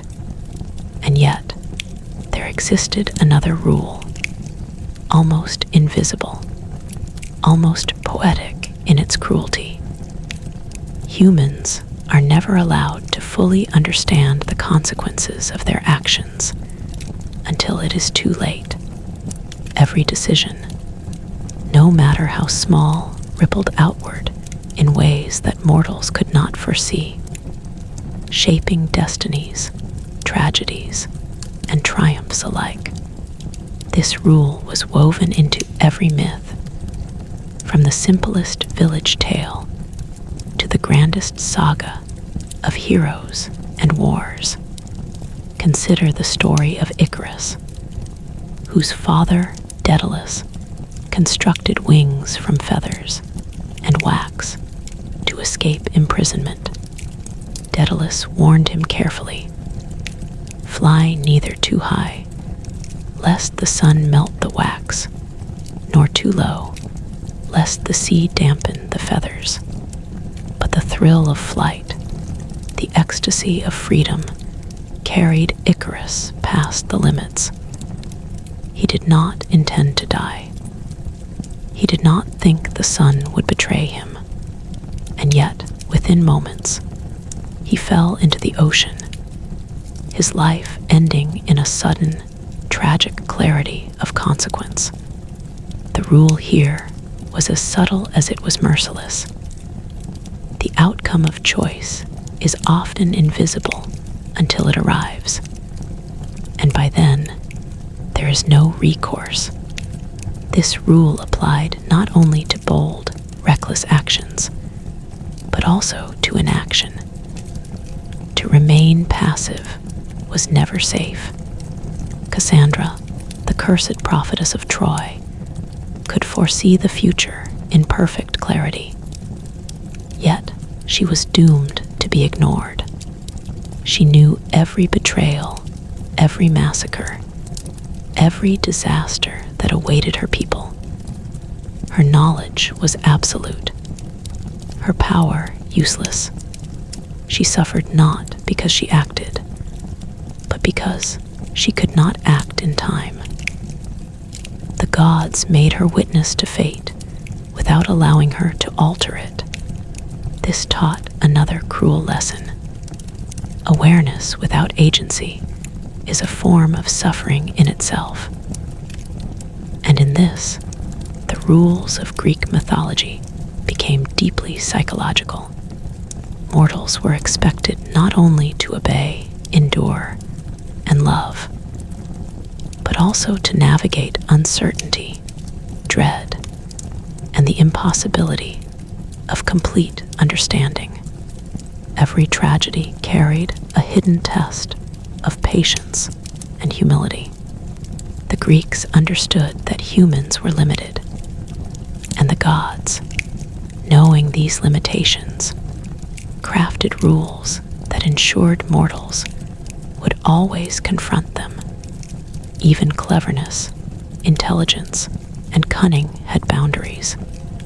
Those who thought they could outsmart the system were often the ones who suffered most spectacularly, as their arrogance magnified the consequences. Take the story of King Midas. The gods granted him a wish for wealth, and he chose the power to turn everything he touched into gold. At first, it seemed a reward, but soon he could not eat, could not touch his loved ones without harm, could not even drink. The gift became a curse. Midas learned the full weight of consequence only after he acted. The rule was clear.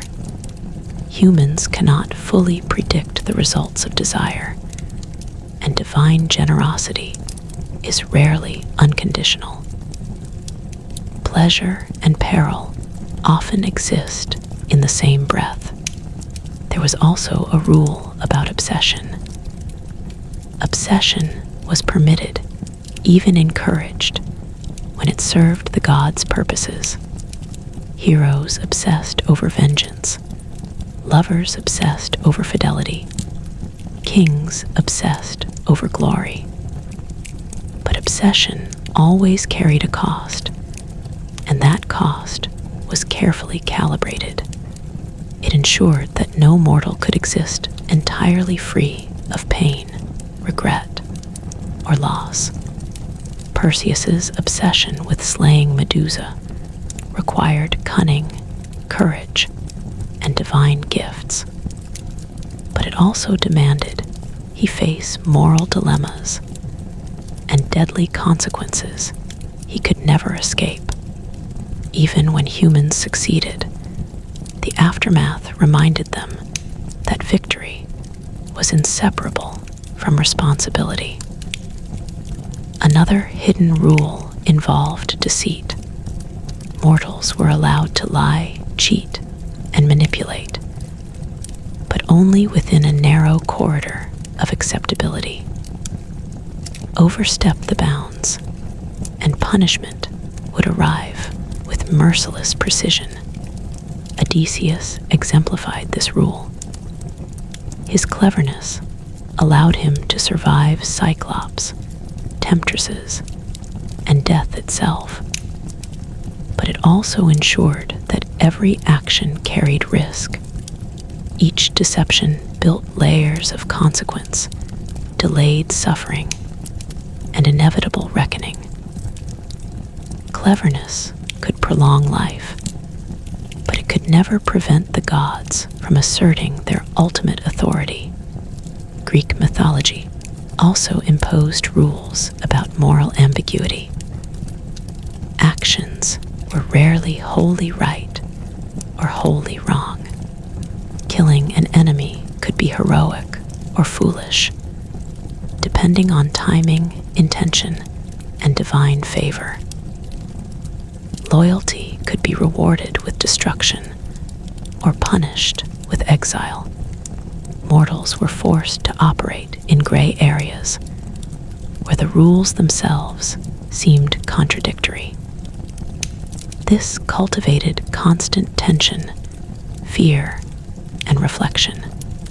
It ensured that humans never became complacent, never fully confident in their choices, and never immune to the weight of consequence. Even the concept of justice was framed by these rules. Justice was never impartial, never predictable. Punishment and reward were tools of balance rather than fairness. A mortal could be innocent and suffer, or guilty and survive temporarily, depending on what the gods deemed necessary to maintain cosmic order. This blurred the line between right and wrong, instilling both awe and terror in those who lived under divine scrutiny. And in this intricate web, there was one final, subtle rule lurking beneath them all. The rules themselves are eternal, but their enforcement is selective. The gods choose who to punish, when to punish, and how to punish, creating an illusion of chaos within a structure of meticulous design. This ensured that mortals lived in constant tension, never fully understanding when the consequences of their actions would arrive.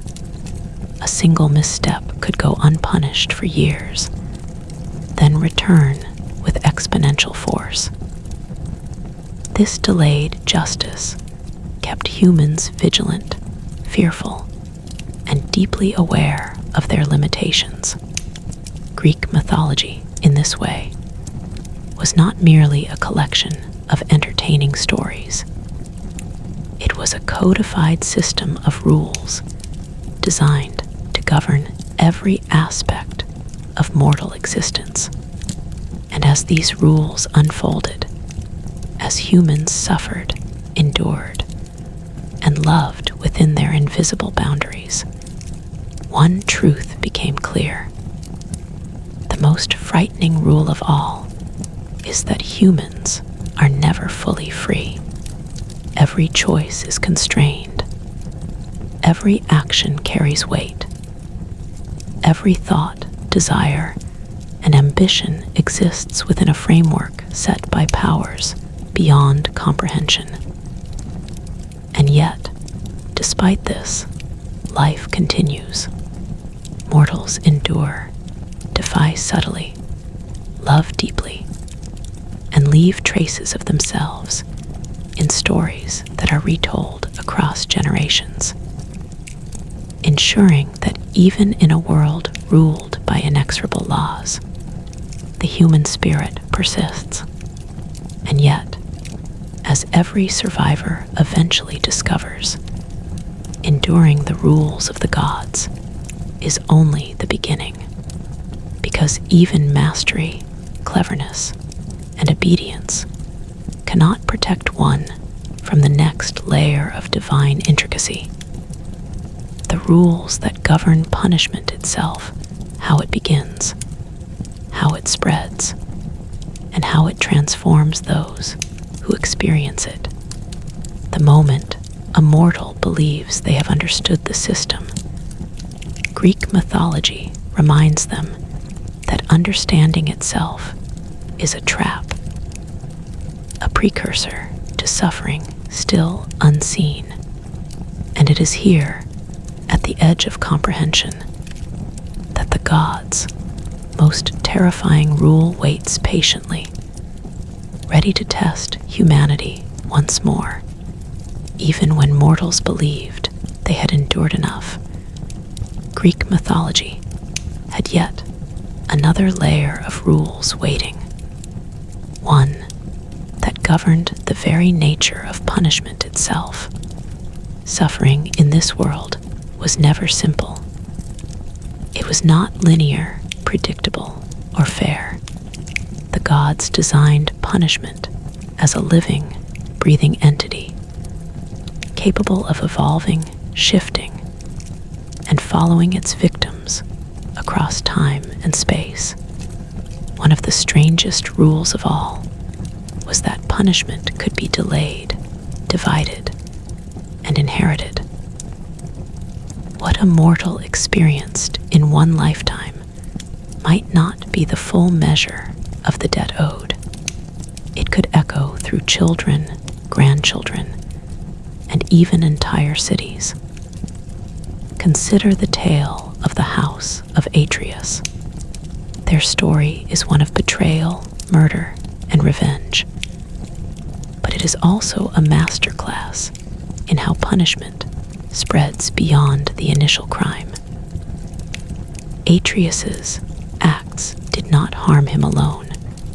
They cursed his descendants for generations.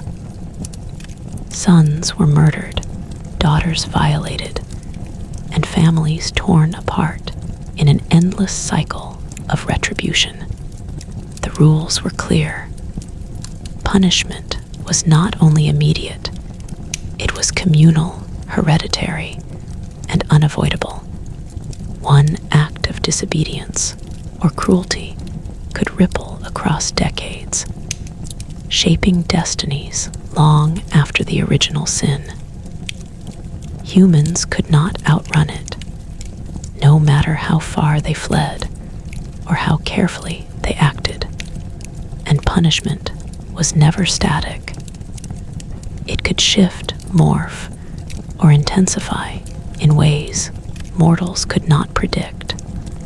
Take the story of Niobe, who boasted of her superiority to Leto, the mother of Apollo and Artemis. Her pride was punished swiftly and horribly. All her children were slain, but the punishment did not end there. Niobe herself was transformed into stone, frozen forever in grief, yet still aware of her loss. Her suffering evolved over time, taking a form that was eternal and unyielding. In Greek mythology, the gods ensured that punishment could adapt to the victim, magnifying anguish in ways unimaginable. Another hidden rule governed visibility. Punishment was often public, meant to be witnessed, yet also deeply personal. Suffering became a story for others to learn from, a spectacle that reinforced divine authority, and a lesson in humility for the survivor. Prometheus, for example, endured an eagle tearing at his liver daily for eternity. His suffering was visible, horrifying, and inescapable, a warning to mortals and immortals alike about the consequences of defying divine order. The lesson was multi-layered. Even if humans or gods could endure pain, the world itself would remember. Punishment was as much about reputation and example as it was about suffering. Yet another rule dictated the intersection of punishment and choice. Mortals were often given the illusion of escape, a chance to correct themselves, or an opportunity to bargain with the divine. But these opportunities were always traps. Decisions made under duress or false hope intensified consequences. They ensured that humans could never approach suffering naively or without thought. Sisyphus, who tried to cheat death, was forced to roll his boulder endlessly, a punishment that might have been avoided if he had accepted his fate. But because he acted, because he exercised agency, the punishment became eternal and inescapable. Greek mythology consistently teaches that action without consideration, or action against divine law, produces consequences far greater than imagined. Punishment also had a moral elasticity. What might seem cruel to one generation could later be seen as just, instructive, or even necessary. The gods rarely acted arbitrarily, but their perspective was incomprehensible to humans. Mortals had to trust that there was order behind the chaos, even when suffering seemed indiscriminate. The heroes, the kings, the ordinary villagers, all were tested under this shifting moral landscape. The gods calibrated consequences according to lessons mortals needed to learn. Though mortals themselves often did not understand the lesson until centuries later, there was another layer: transformation as punishment. Unlike simple death or injury, the gods often turned mortals into something else entirely. Humans could be changed into animals, trees, or inanimate objects. These transformations carried dual meanings. They were both punishment and lesson, suffering and warning. Daphne was turned into a laurel tree to escape Apollo. Medusa was cursed to become a gorgon, her beauty weaponized against her. In these transformations, the gods demonstrated that punishment was not merely physical. It could alter identity, agency, and existence itself. Mortals were forced to endure consequences in forms that challenged their perception of self. Even punishment after death followed strict rules. The underworld, ruled by Hades, had its own complex system of consequences, dependent on actions during life. Some were condemned to eternal torment, like Tantalus, whose punishment of thirst and hunger echoed his mortal crimes. Others wandered aimlessly, forced to forget and remember cyclically, like the spirits caught in the river Lethe. The gods designed death not as release, but as extension, an afterlife in which suffering, reflection, and consequence persisted, ensuring that the rules governing life followed mortals even beyond mortality. And yet, amidst all these rules, there was one final, chilling consistency. Punishment in Greek mythology was never senseless. It was precise, deliberate, and instructive. The gods did not act out of whimsy alone. They acted to reinforce order, to maintain hierarchy, to ensure that memory, obedience, and reverence were preserved. Mortals endured suffering not simply for drama, but as part of an intricate system of cosmic balance. Every tragedy, every curse, every eternal torment served a function within the invisible architecture of the universe. This system was terrifying in its perfection. Humans could not predict when punishment would arrive, how it would manifest, or who it would affect. They could not anticipate the full extent of consequences. They could only act, hope, endure, and remember. And this, more than any battle, love, or prophecy, was the most unnerving rule of all. In Greek mythology, suffering is eternal, adaptable, and impossible to to escape completely. It lingers, multiplies, and follows mortals across lifetimes, shaping not just individual destinies, but the very fabric of human experience. And as one observes these tales, a quiet realization emerges. Surviving punishment is not the same as mastering it. The moment a mortal believes they have endured enough, the cycle begins anew, with rules that are stricter, subtler, and more relentless than before. It is here, at the edge of human endurance, that Greek mythology reveals its cruelest truth. No one is ever truly free from consequence, and the rules, invisible yet unyielding, govern all life, all death, and all memory. The next layer of understanding waits quietly beyond this realization. For even punishment itself is bound by rules that govern escalation, inheritance, and the strange, inexorable ways suffering intertwines with love, loyalty, and fate.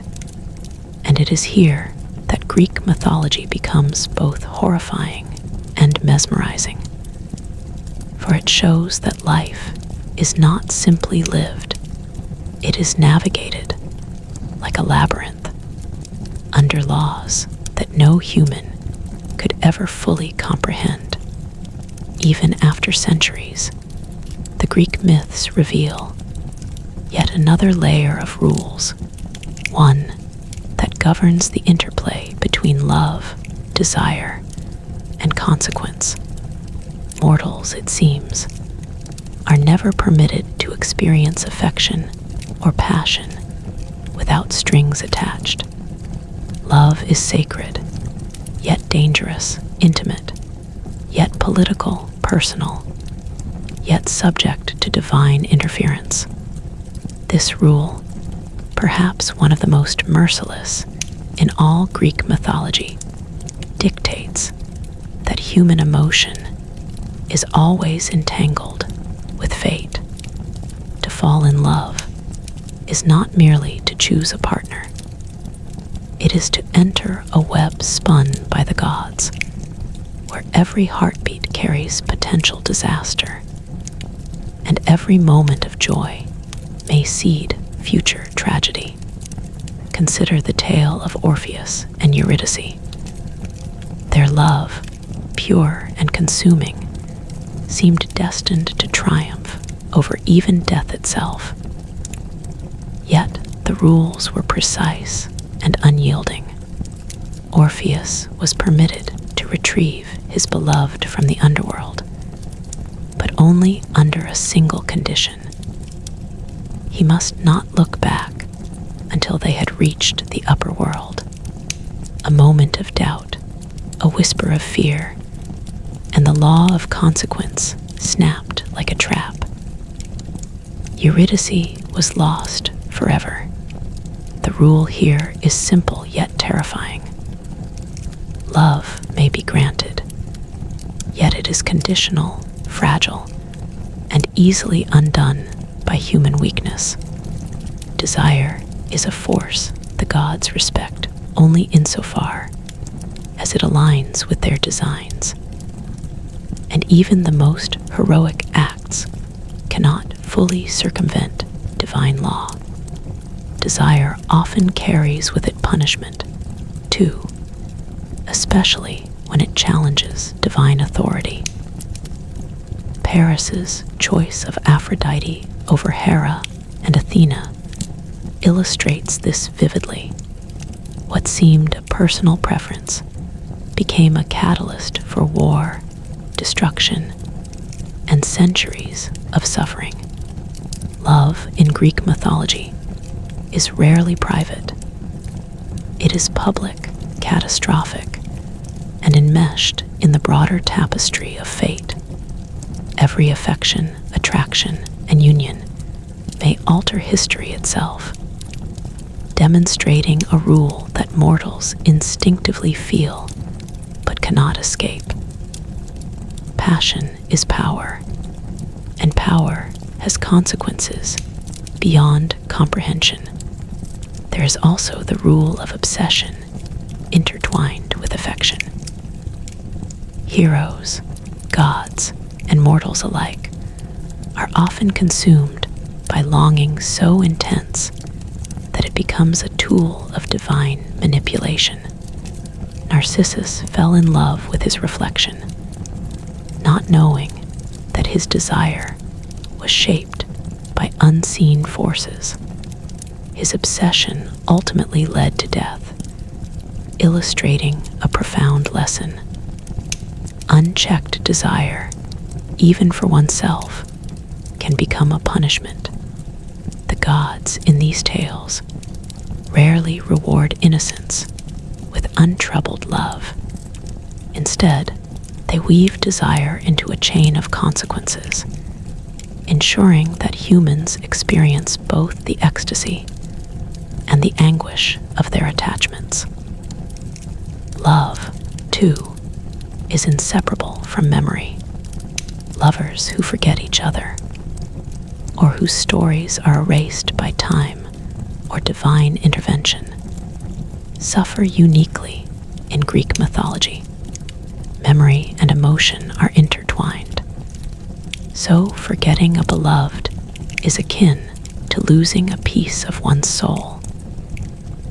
The gods, in some cases, enforce this forgetting deliberately.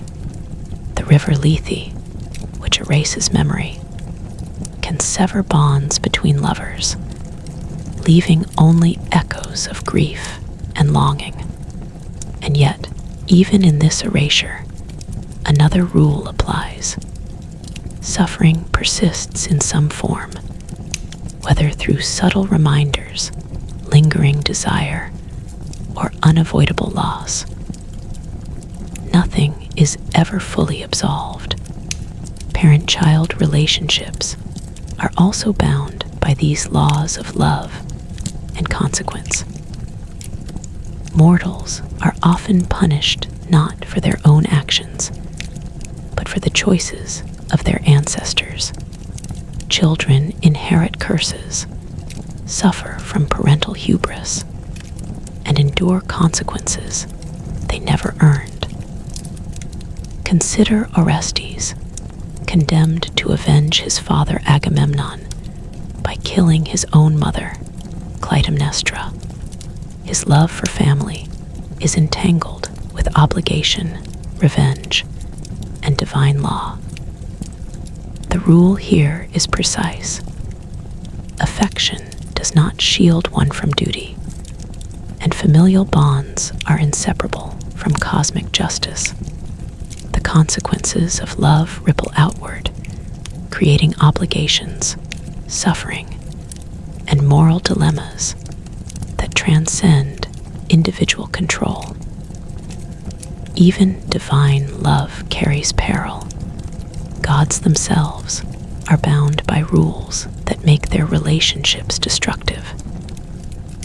Aphrodite, Hera, and Zeus all demonstrate that desire can be a weapon. Mortals drawn into these affairs are often pawns, their lives disrupted by lust, jealousy, or divine rivalry. The rule is stark. Proximity to divine affection is never safe. To be loved by a god may grant advantage, beauty, or fortune, but it may just as easily guarantee suffering, loss, or chaos. Mortals learn that love is both gift and trap, entwined irrevocably with rules they cannot fully perceive or evade.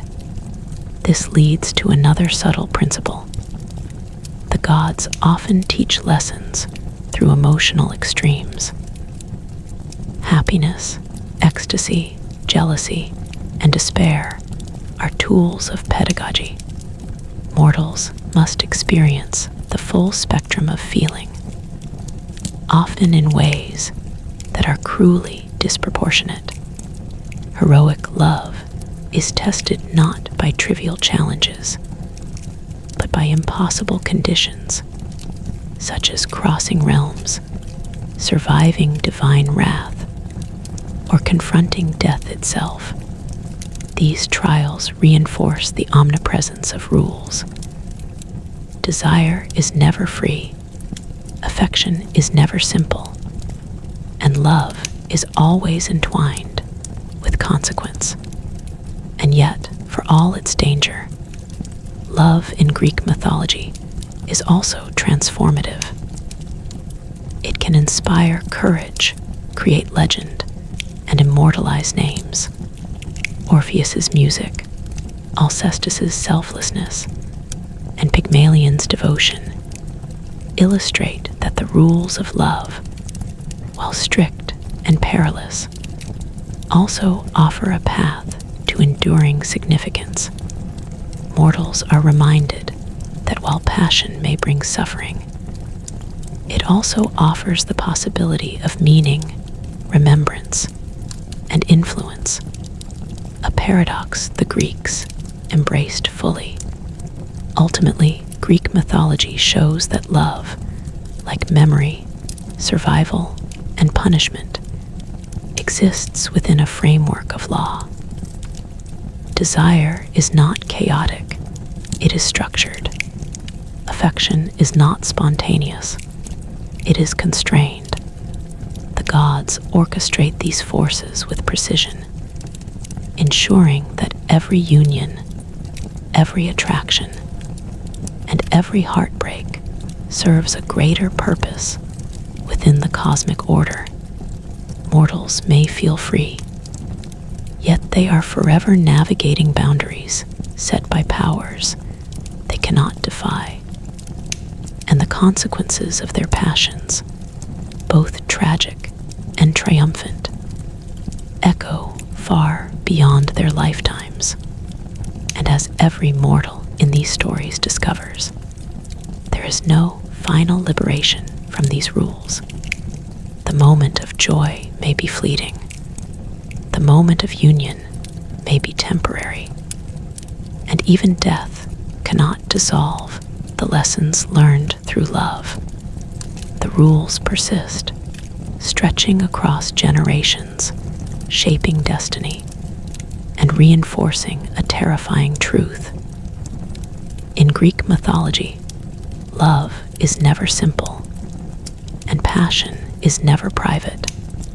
It is bound by law, watched by gods, and forever intertwined with fate, memory, and consequence. A living, breathing force as exacting as it is beautiful, and as terrifying as it is eternal. The next part will reveal how even the gods themselves are subject to rules, and how divine law shapes not just mortals, but the heavens themselves, with consequences that are as severe and unpredictable as those that bind humanity. Even the gods, immortal and all-powerful as they seem, were not beyond rules in Greek mythology. Mortals often believed the heavens were a place of infinite freedom, a realm where whims ruled and chaos reigned. Yet the Olympians themselves were bound by invisible laws, codes of conduct, and ancient obligations that shaped their actions, their rivalries, and even their desires. The same principles that governed mortals' memory, consequence, punishment, and inevitability applied to gods as well, though in ways more subtle, more insidious, and infinitely more enduring. Zeus, king of the gods, wielded lightning and thunder, commanded armies of immortals, and ruled the skies.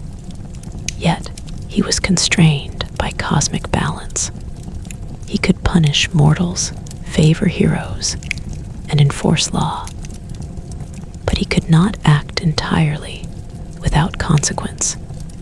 Every decision could provoke rebellion among the other gods, upset delicate alliances, or destabilize the mortal realm in ways that reflected back upon him.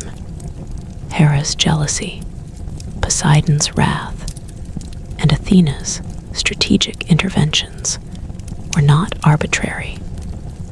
They were part of a web of rules binding even the king of Olympus. Power in Greek mythology was always balanced by responsibility and limitation. Even their relationships followed strict, almost ritualistic rules. Romantic liaisons among gods often carried consequences that mirrored those of mortals, but magnified exponentially. Aphrodite's allure incited wars, Hera's anger sparked curses, and Dionysus' influence produced both ecstasy and madness. A single choice, a fleeting attraction, or a minor slight could cascade into cosmic upheaval. The gods, despite their might, could not ignore these rules, because doing so would threaten the very order they were tasked to maintain. Their freedom was conditional, their immortality entwined with invisible obligations that demanded adherence to the cosmic system. There was also a rule about legacy. Just as mortals were remembered through stories and song, gods too depended on memory, worship, and myth. A god forgotten could lose influence, power, and even relevance. Titans fell not because they were weak, but because they were erased from memory, displaced by new narratives and newer deities. The Olympians understood this instinctively. They ensured their stories were preserved, their deeds immortalized, and their power remembered through temples, rituals, and myths. Memory, again, was the invisible thread that sustained life and immortality alike. Yet, gods were not invulnerable to punishment. The mythology is replete with examples. Prometheus bound for granting fire to mortals, Atlas condemned to bear the heavens on his shoulders, and Arachne transformed into a spider for her audacity in weaving a tapestry that challenged Athena. Even divine beings could be trapped, cursed, or transformed for acts of hubris or rebellion. The rules applied equally, though with forms more terrifying and elaborate than those experienced by mortals. The lesson is clear. Power does not exempt one from law. Immortality does not grant immunity from consequence. Another rule dictated rivalry and hierarchy. The gods were bound by ancient agreements, unseen compacts, and generational tensions. The succession of Zeus over the Titans, the constant maneuvering among Olympians, and the interventions in mortal affairs were all regulated by these hidden codes. They could exercise immense authority, but they could not dissolve the bonds that held them accountable to each other and to the balance of the universe. Even a god's desire for vengeance or passion had to be tempered by obligation, or it risked cosmic chaos. Justice among gods was subtle, often delayed, and rarely transparent. Ares could incite war, yet But he was checked by Athena's strategy. Apollo could punish mortals with plague, yet he was constrained by Zeus' overarching authority. The system ensured that no single divine being could dominate unchecked, preserving equilibrium, while demonstrating that even the immortal must navigate rules far more complex than human comprehension. The hierarchy itself was a structure of law invisible yet omnipotent, enforcing obedience in ways both terrifying and elegant. Even divine punishment was intertwined with moral lessons. Mortals learned about hubris, loyalty, and consequence by witnessing the gods' interactions, just as the gods themselves were reminded of limits through their own rivalries and failures. Every curse, every transformation, every intervention served multiple purposes. It reinforced order, taught lessons, and preserved the network of cosmic rules. The universe was, in this way, a living classroom, and all beings, mortal or immortal, were students, tested endlessly by the invisible hand of law, fate, and consequence. And finally, the rules revealed a strange and paradoxical truth. The gods, for all their power, relied upon humans to maintain their own authority. Without worship, stories, and memory, their strength diminished. Without the observation and participation of mortals, the system itself would weaken. This interdependence demonstrates the ultimate rule of Greek mythology. Existence is relational, bound in reciprocity, and sustained by recognition. Power is not absolute, it is contextual.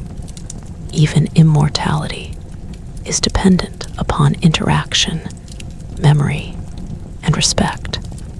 In the end, Greek mythology teaches that the universe operates under a complex architecture of rules that govern survival, punishment, love, desire, memory, and power. Mortals are constrained by fate, consequence, and divine law. Yet they persist, creating stories, enduring suffering, and leaving legacies. Gods, too, are bound by law, memory, and cosmic balance, and even their omnipotence exists within carefully structured limits.